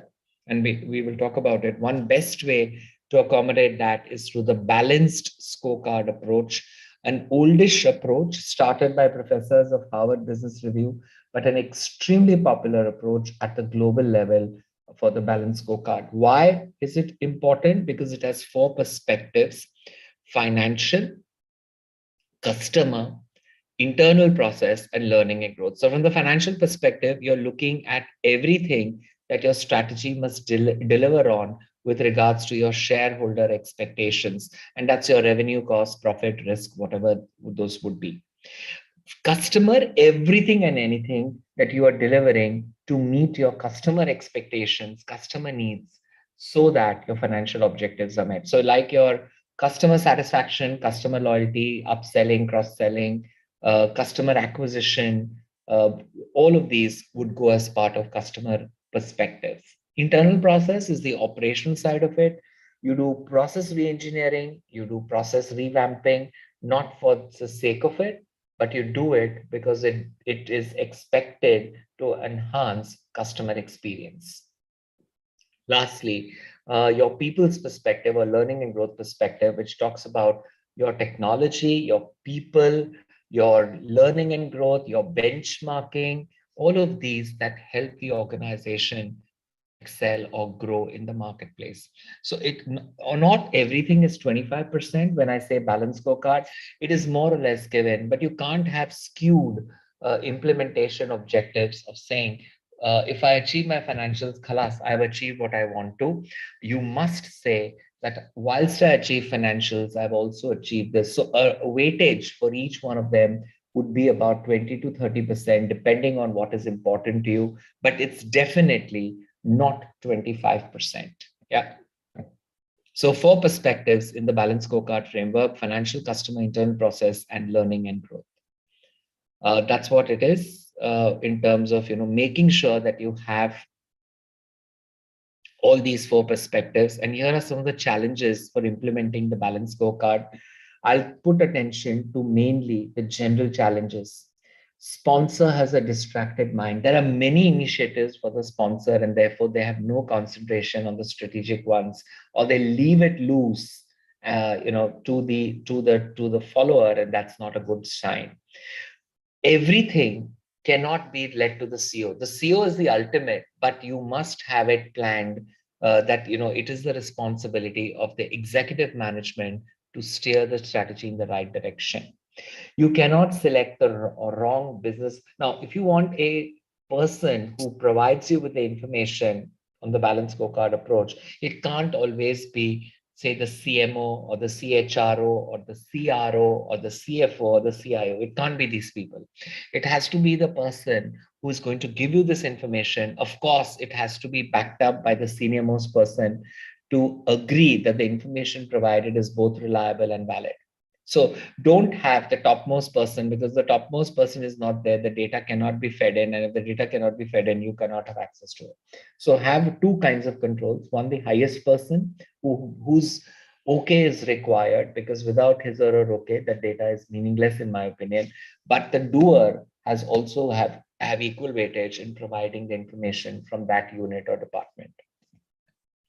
Don't make your objectives vague, not too many of them. Anything overlight is bad. Define your measures and your outputs very clearly right in the beginning. If you don't have data available, agree to what you must be doing. Is there proxy data that you could work with? And of course, there are those implementation challenges that you can read, but make sure that you overcome these challenges. They're not difficult ones.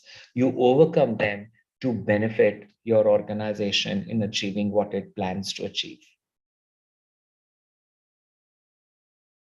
And this becomes important. You must make sure that people's objectives, MBOs, KPIs, KRAs, whatever you call it, are aligned to functional objectives, which in turn are aligned to the organization objectives. And that can be best done using the balanced scorecard framework. Yeah.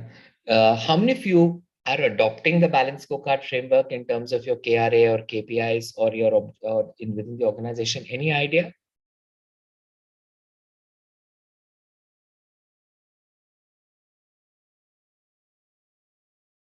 No? Okay. Anyone else? Between now and the next class, I would request you to find out within your organizations if you have a balanced scorecard framework and how are your objectives placed. Because through a quick output of this, you can definitely make a fantastic contribution at the workplace using the balanced scorecard framework. And I would definitely want you to introduce this in a very realistic manner in your organization. So after today's class, between now and next week, please come back and say, we do this, we don't do this, and this, and have some thoughts as to how can you introduce it within your function, within your unit, within your team. Great. Jaya, if you use it, that's brilliant. Go back to it, I would suggest, and see if it is aligned to how we are thinking, and review it critically. If there is any change needs to be done, if it is great after critical review, it's superb. But if it's not, what are the gaps and how do you propose to mitigate those or bridge those gaps becomes very important. So at a personal level, to do yourself more good than anything else, if you do this and come back in next class, if we talk with a few of you, we definitely can make an impact into the organizations through your functions. Objectives. Everybody has objectives. Please make sure that these objectives are realistic, are aggressive, are aspirational. Even though they are aggressive, demarcate it as aggressive and realistic. In many cases, as a Dubai Quality Awards assessor, when we assess organizations for excellence, we see that organizations do not have the rationale for setting the objectives. In many cases, the targets are lesser than the performances, or the targets are standard or constant for the last 3 to 5 years. You don't want to do that. There has to be a clear-cut rationale of why you kept these objectives. And in keeping those, please look at last year's performances. So the best principle is the SMART principle. Ensure that your objectives are specific, measurable, achievable, relevant, and time-bound. And if they're not fitting this model, then it is going to be a laguna. It's going to be an abstract thing which you don't know how you plan to achieve it.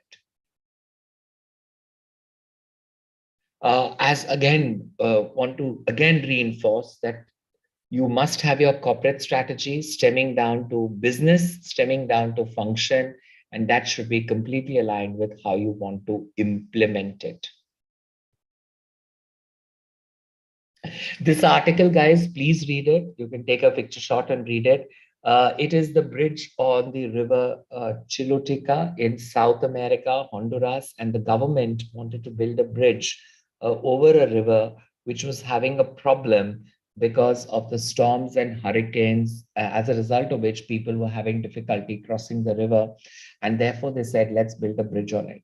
They got the best iron, they got the best people, they got the best rocks from across the country.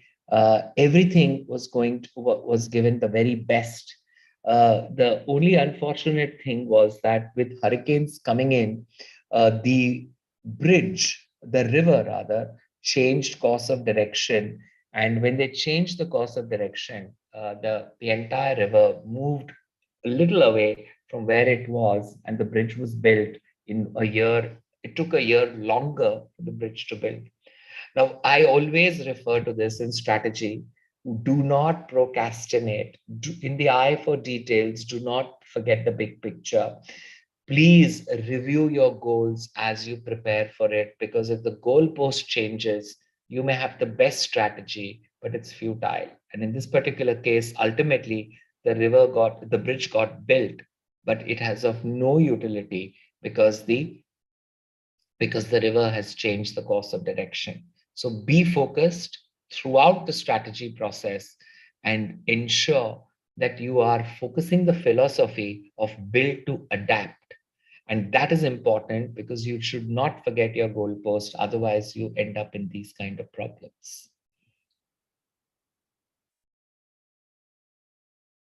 Barriers to strategy. There are barriers, and what are experts across the globe are saying, why is implementation the most important?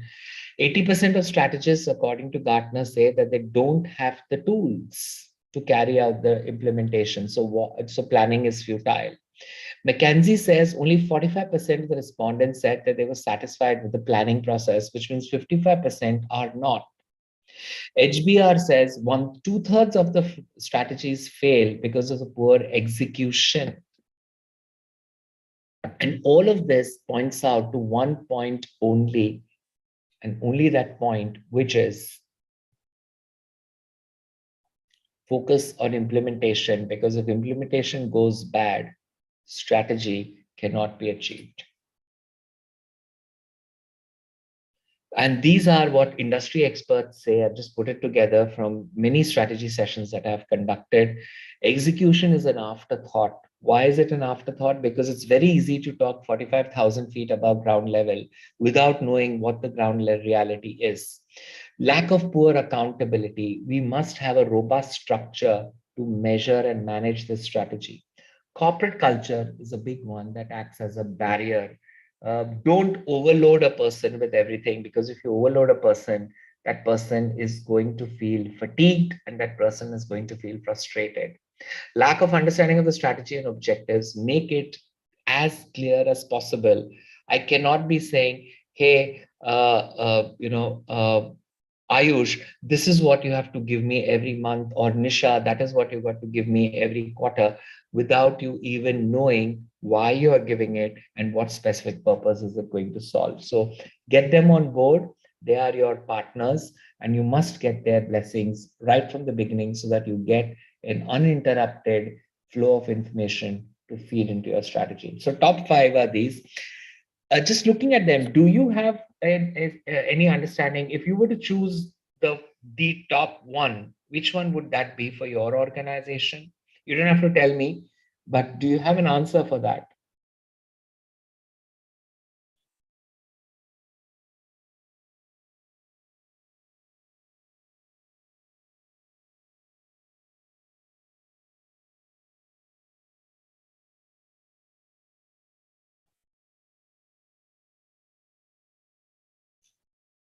Yes. And what would that one be? Typically, guys, it's number 3, which is the biggest problematic one for most organizations. Yeah, good. There is a video. In fact, there are 2 of them, and I'll show you both of them. If you've seen it, appreciate it one more time. If you haven't seen it, then please see it. And they are great videos to appreciate and admire when you are looking at strategy. So let's look at this first one called Zappos. Hello, and thank you for calling Zappos.com. Sales associates dressed as barmaids. How's everyone doing? Are you being safe? Spider-Man in the cafeteria. Go! Racing toy cars in the middle of the office. What's going on here? Welcome to the zoo. What you are witnessing is a social experiment by Tony Hsieh, the entrepreneur and mastermind behind Zappos, the online shoe company. His revolutionary way of running a business has made Zappos into a $1.2 billion powerhouse, and he got there with the guiding principle: great things will happen if you make employees happy. It's like a playground. I mean, there are balloons, there are whistles. Does that help business? We think it's important for employees to have fun, and that drives employee engagement. And companies with strong cultures tend to outperform the ones that don't have strong cultures. Hsieh's hugely successful company sells over 1,000 brands of shoes in just about every style, size, and color, shipped 24 hours a day, as many as you like, and it's free shipping both ways. At Zappos headquarters in Henderson, Nevada, outside of Las Vegas, no dour corporate cubicles here. Instead, employees are cheerful and downright zany. And no CEO corner office. Instead, Tony Hsieh sits in the middle in his own cubicle next to his assistant. You want your people you hire to be, in your words, a little weird.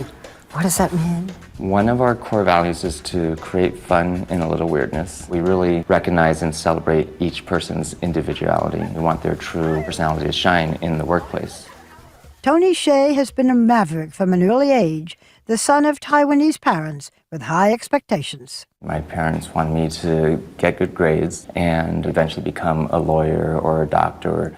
But Tony launched his own little rebellion before he hit double digits. Your parents wanted you to learn musical instruments, but you deceived them. What did you do? I really did not enjoy playing musical instruments, so I would play recordings of me playing the piano while my parents were still in bed, so they thought I was practicing. Do you play any instruments today? And I can pretend to. Hsieh began to show an instinct for business at just 9 years old. I had this idea of buying a lot of worms, and then I would grow my own, and then I could eventually sell worms. What happened? Maybe a week or two later, all the worms had escaped, so that was the end of my worm farm business. Good grades got him into all the top universities, but he went with his parents' choice, Harvard. You didn't go to any classes. How come you still got A's? Reading the material on my own or getting notes from friends. Is it true that one of your courses was Mandarin Chinese, but you already spoke Mandarin Chinese? Yes, it was first year Mandarin Chinese. I don't know whether we should be very proud of you or whether you're going to tell young people, go to college and never go to school. I actually encourage them to take the money they would have spent on college to start businesses instead. So if your ultimate goal is to be an entrepreneur. Not one to let college get in the way of commerce, Hsieh made fast money selling fast food. Got on the subway, went one stop, bought frozen McDonald's burgers, took a taxi back and cooked them and sold them to students. How much money did you make? $5,000 or $10,000.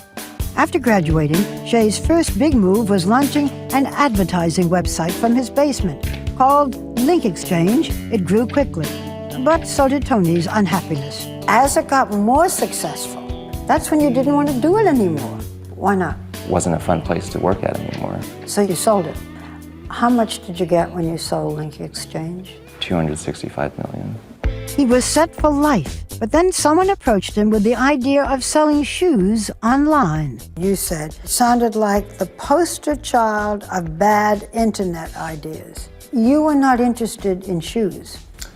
I'm actually still not interested in shoes. It was the most exciting business from a growth perspective, and I really like the people there.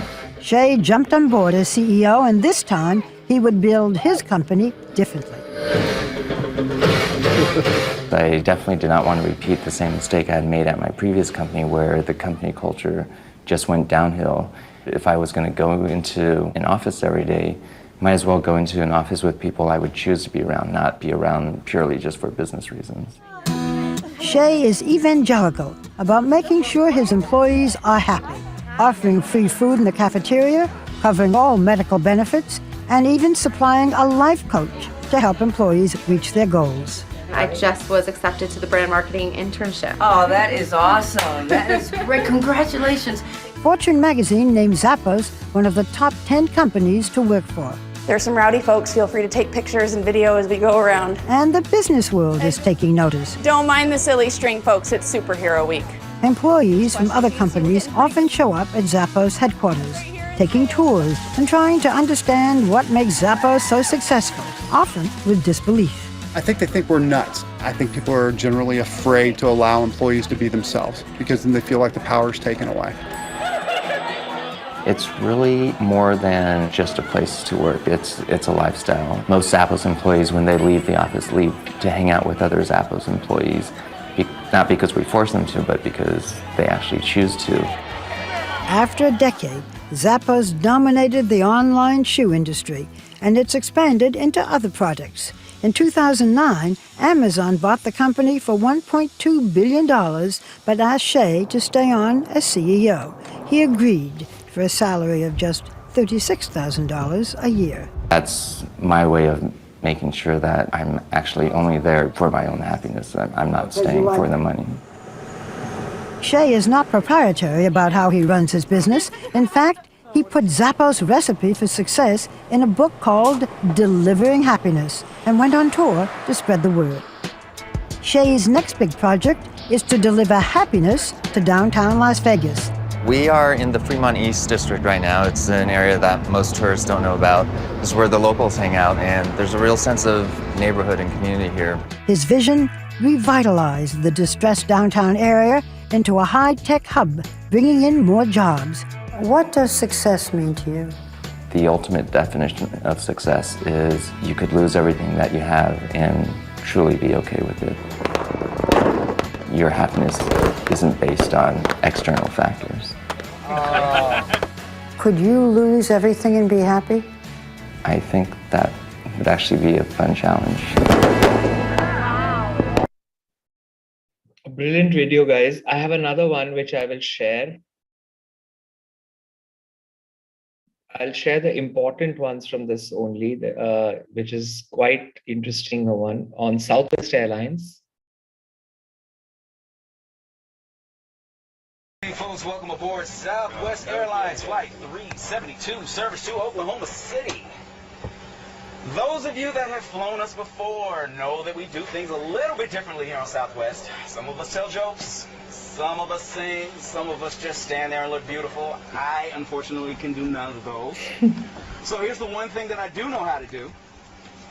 We're going to shake things up a little bit. I need a little audience participation. Otherwise, this is not going to go over well at all. So here's what I need, especially you guys in the front because you know what's coming. All right, I need a beat, all right? All I need you to do is stomp and clap, and I'm going to do the rest because I've had 5 flights today, and I just cannot do the regular boring announcement again. Otherwise, I'm going to put myself to sleep. So, you guys with me? All right. So, give me a stomp, clap, clap. Come on, stomp, clap, clap. Stay on beat there. There you go. Keep that going. This is Flight 372 on SWA. The flight attendants on board serving you today. Teresa in the middle, David in the back. My name is David and I'm here to tell you that shortly after takeoff, first things first, there's soft drinks and coffee to quench your thirst. But if you want another kind of drink, then just holler. Alcoholic beverages will be $4. If a Monster energy drink is your plan, that'll be $3 and you get the whole can. We won't take your cash, you gotta pay with plastic. If you have a coupon, then that's fantastic. We know you're ready to get to new places. Open up the bins, put away your suitcases. Carry on items, go under the seat in front of you, so none of you have things by your feet. If you have a seat on the road with the exit, we're going to talk to you, so you might as well expect it. You got to help evacuate in case we need you. If you don't want them, we're going to reseat you. Before we leave, our advice is put away your electronic devices. Fasten your seatbelt, then put your trays up. Press the button to make the seat back raise up. Sit back, relax, have a good time. It's almost time to go, so I'm done with the rhyme. Thank you for the fact that I wasn't ignored. This is Southwest Airlines. Welcome aboard. I appreciate that. We typically report. When employees do these kinds of things, just see how the organizations treat such employees.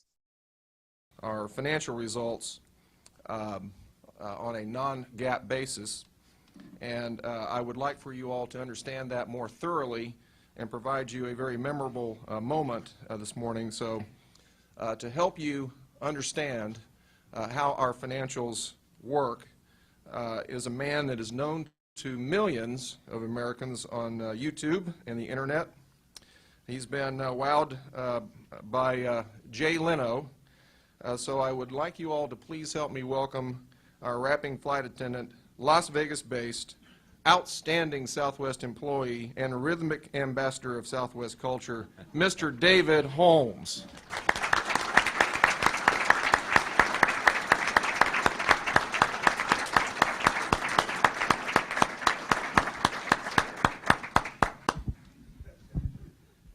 Good morning. Wow, what a build-up, rhythmic ambassador.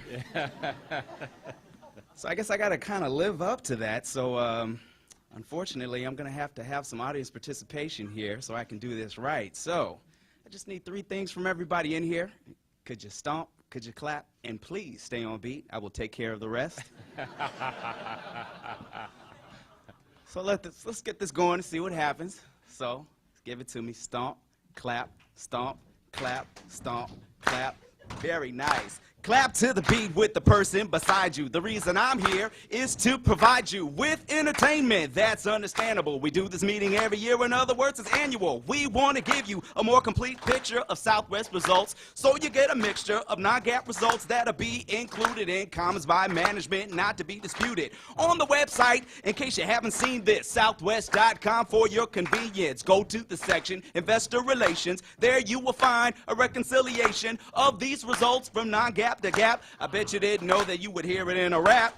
Also included on the site is a description of factors that just might impact the statements you'll hear at this meeting. The forward-looking statements, and this bears repeating, forward-looking statements are things that have to be based on the company's goals and strategies, estimates, beliefs, and intentions for the future that we need to mention. Now that you heard everything that we told you, Southwest is glad that you're all shareholders. Here's Gary Kelly, the CEO. So grab the mic, Gary, because now it's your show.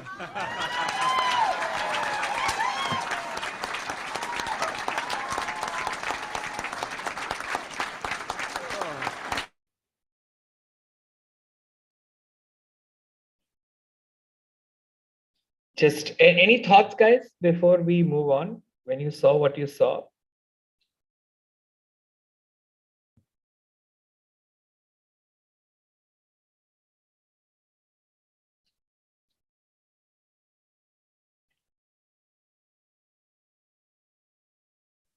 So just one thought. It's really important to keep the people involved, in a business. And this is something which is missing in most of the areas, and which is maybe the productivity is directly related to it. So one is like self-motivated or self-passionate about what we do. Other than that, like we could have such things to keep people involved and motivated. Not motivated, not in terms of tangible benefits, but in terms of the thought process. Absolutely. And can't agree with you more on that. And all of these drive one point home, and that is an organization culture is conducive enough for you to achieve whatever you wish to achieve. And therefore now people are focusing on human capital because they realize the value of human resources. And without them, nothing can be achieved. That is absolutely true. Well taken, Bharani, is what I would say. Yeah. When I show these videos, sometimes people say, wow, unbelievable. Which planet is this on?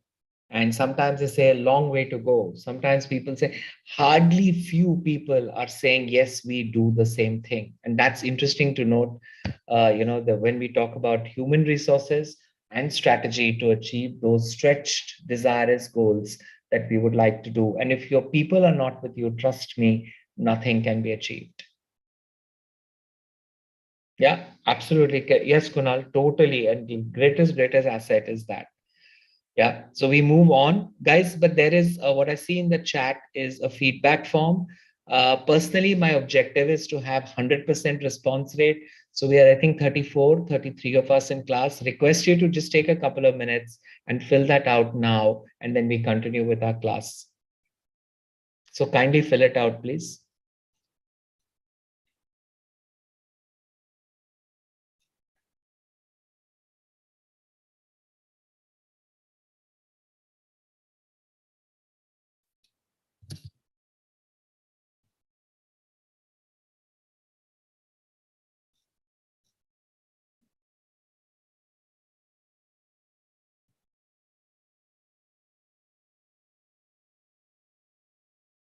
I think the link is also there, so kindly use the link and fill it.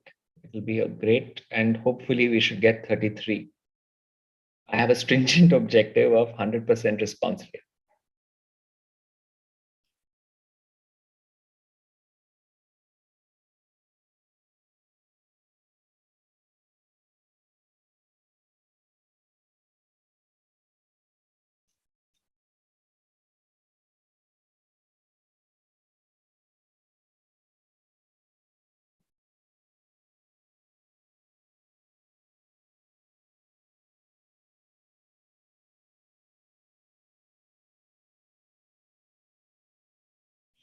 Can we have the link again? Got disconnected and joined back. Okay, I'll try and save the.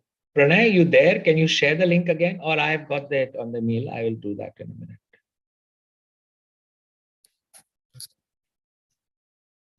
Yeah, I think it's back on. Dinesh and Nisha have kindly done it. So if you can just, yeah, great, wonderful.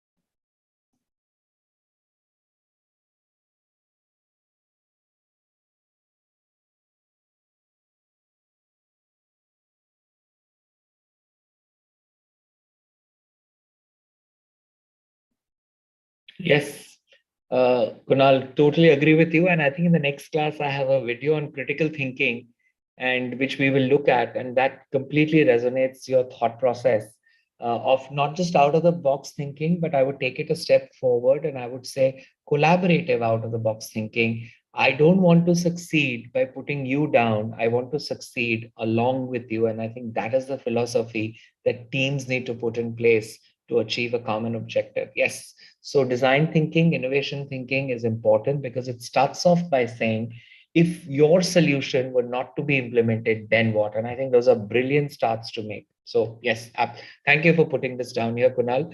And next week, even if I forget, just remind me to share the video of that critical thinking that I would like to share.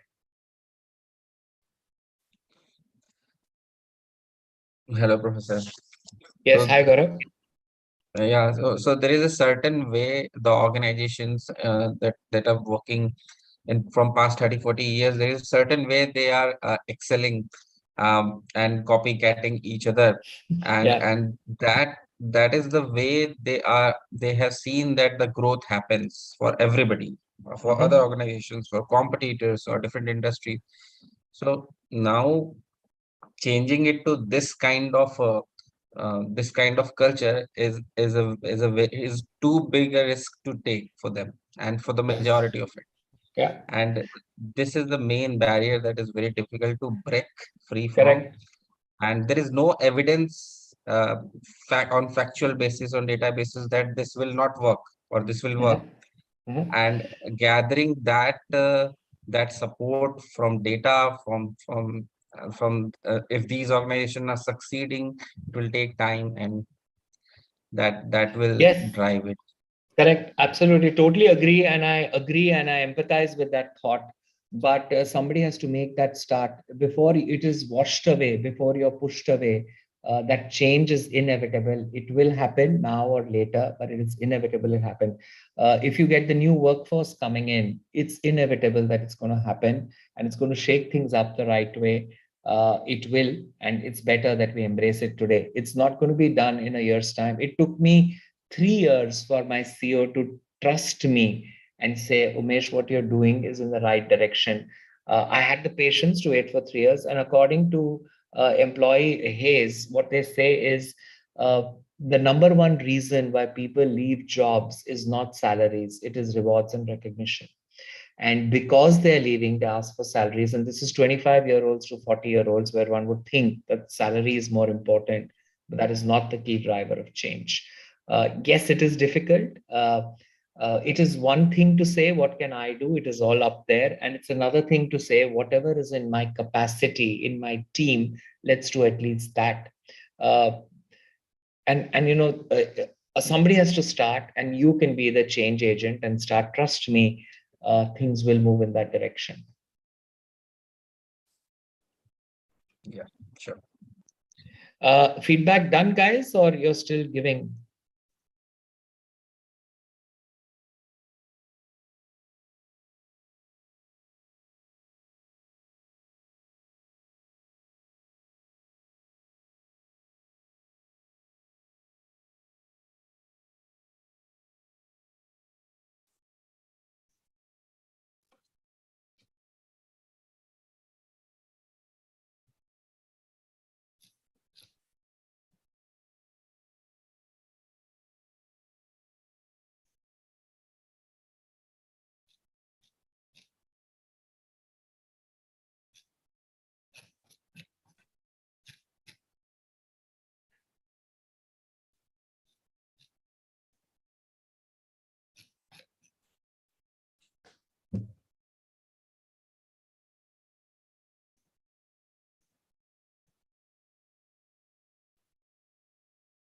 Okay, that's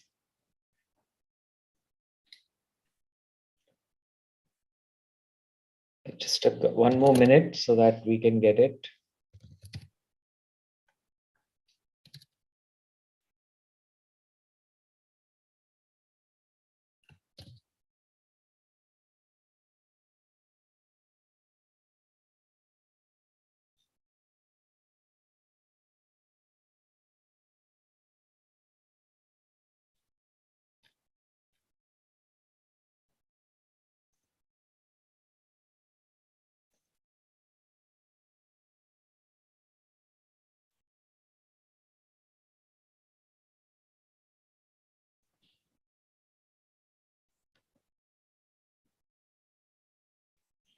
Okay, not able to know, but I think most of us are done. So we should have gotten everybody's response. 1, 2, 3, 4, 5, 6, 7, 8, 9, 10, 11, 12, 13, 14, 15. Good. 16, 17. Okay, 17 of you so far. Let's reach the 18, 19. Great. Good, good, good.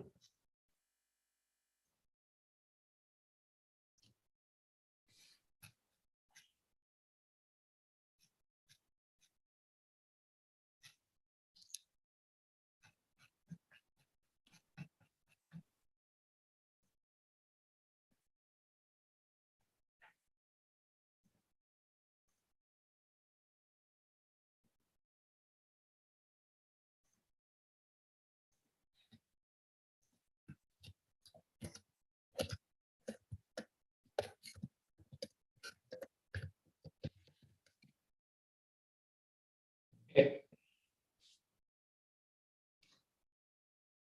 I think we've got 23 plus. The others might be still filling. I'm not able to access it, so I don't know how many are filled at this point, but I'm sure everybody would have been. So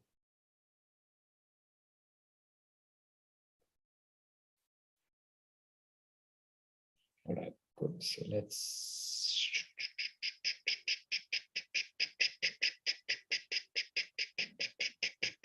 Okay, so a few more slides left, guys, and then I think we should be able to wrap up for our day. Let's move on.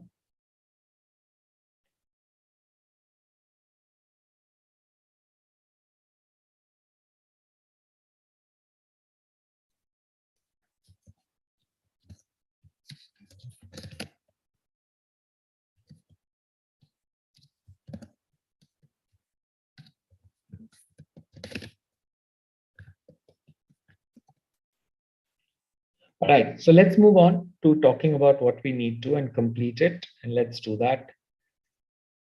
So what is good strategy? There is a word like good strategy, interestingly, and what do we mean by good strategy? Good strategy is something which is my most important part of the story for good strategy is this part of the story, which is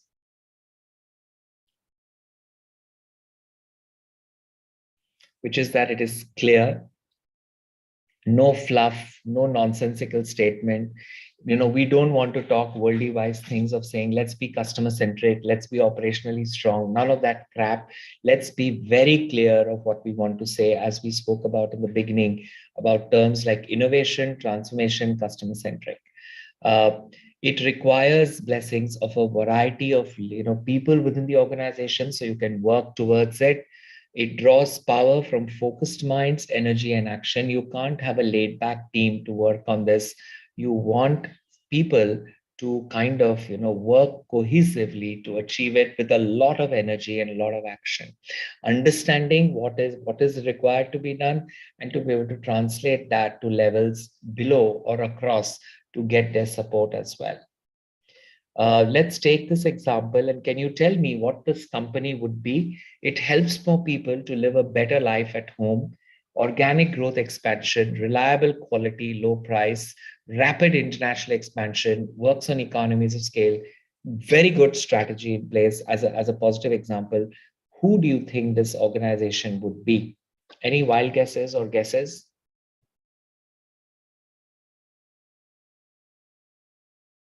Walmart, Amazon, anyone else? Those are not the answers, please.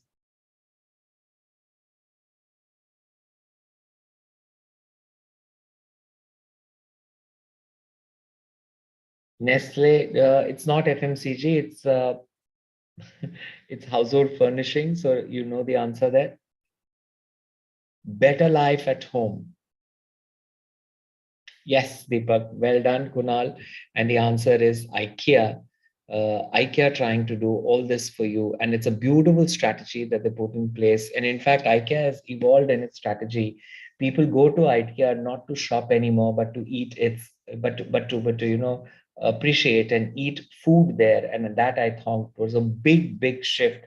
So if you go to a mall where IKEA is and there's a food court, people will go to IKEA to eat and enjoy the food that it's got to offer, plus at a price which is far more realistic and reasonable than otherwise.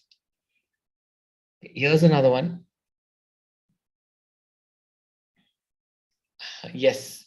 Here's another one. Carillon is one of the largest contractors in the UK. And what is important for you to know is at the time of its collapse, it left a pension liability of so many billions of dollars, and it actually liquidated or went bankrupt. The government found that the company's business model, this is important, unsustainable, dash for cash, which means no strategy, no plan, no strategy in place, recklessly in the pursuit of growth. They were just driving growth as a reason without any planned without any planned moves, failed miserably, rather liquidated. And what is interesting to know is what the report came out of it was that they lacked a coherent plan or a strategy, purchases, and they were funded through rising debt. What a disaster.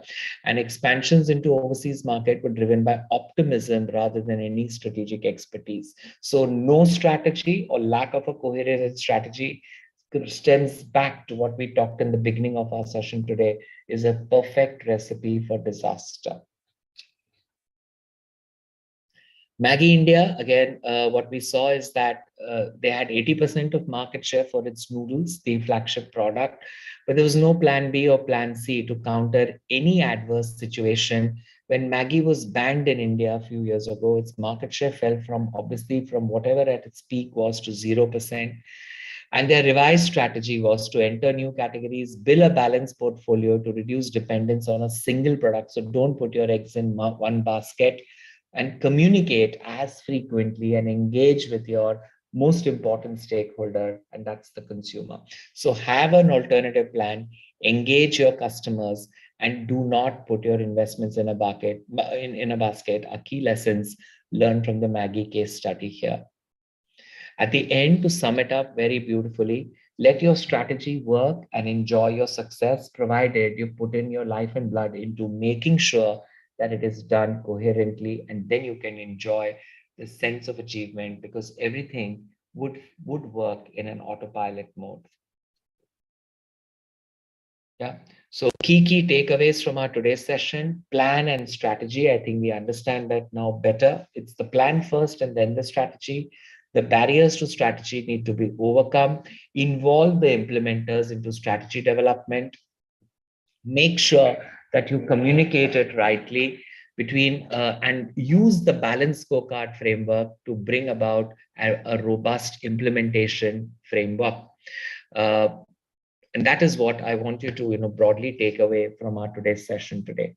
As we come to the end of it, any comments, any thoughts on today's session, people? Was it good, informative, insightful, speed? Any other comments? What would your key takeaways be from today? Would you yeah.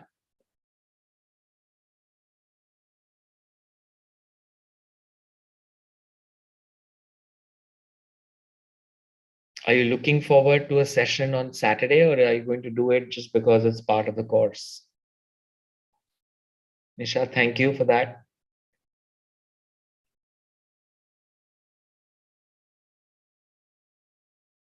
Good, Jaya. Yes, looking forward to. Fantastic, Gaurav.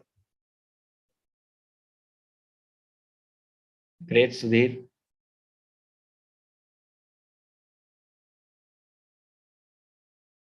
Good, Deepak. Glad, because it is working in the direction that we have envisaged it. And if there are a lot of things that you want to focus on, I'm so glad that you say that. Thank you, Vakesh, for that wonderful comment. please do one little homework at your end. Please find out that whether you are using the balanced scorecard framework at work and what are they and to what extent are you using it. If not using it, can you introduce it within your functions? Yes, the good part about our today's session, we need more of this again. So a lot more interaction, but it's a great start the first day in terms of what you shared and what you discussed it. I think that adds to the learning significantly as opposed to just a one-way street or a one-way communication.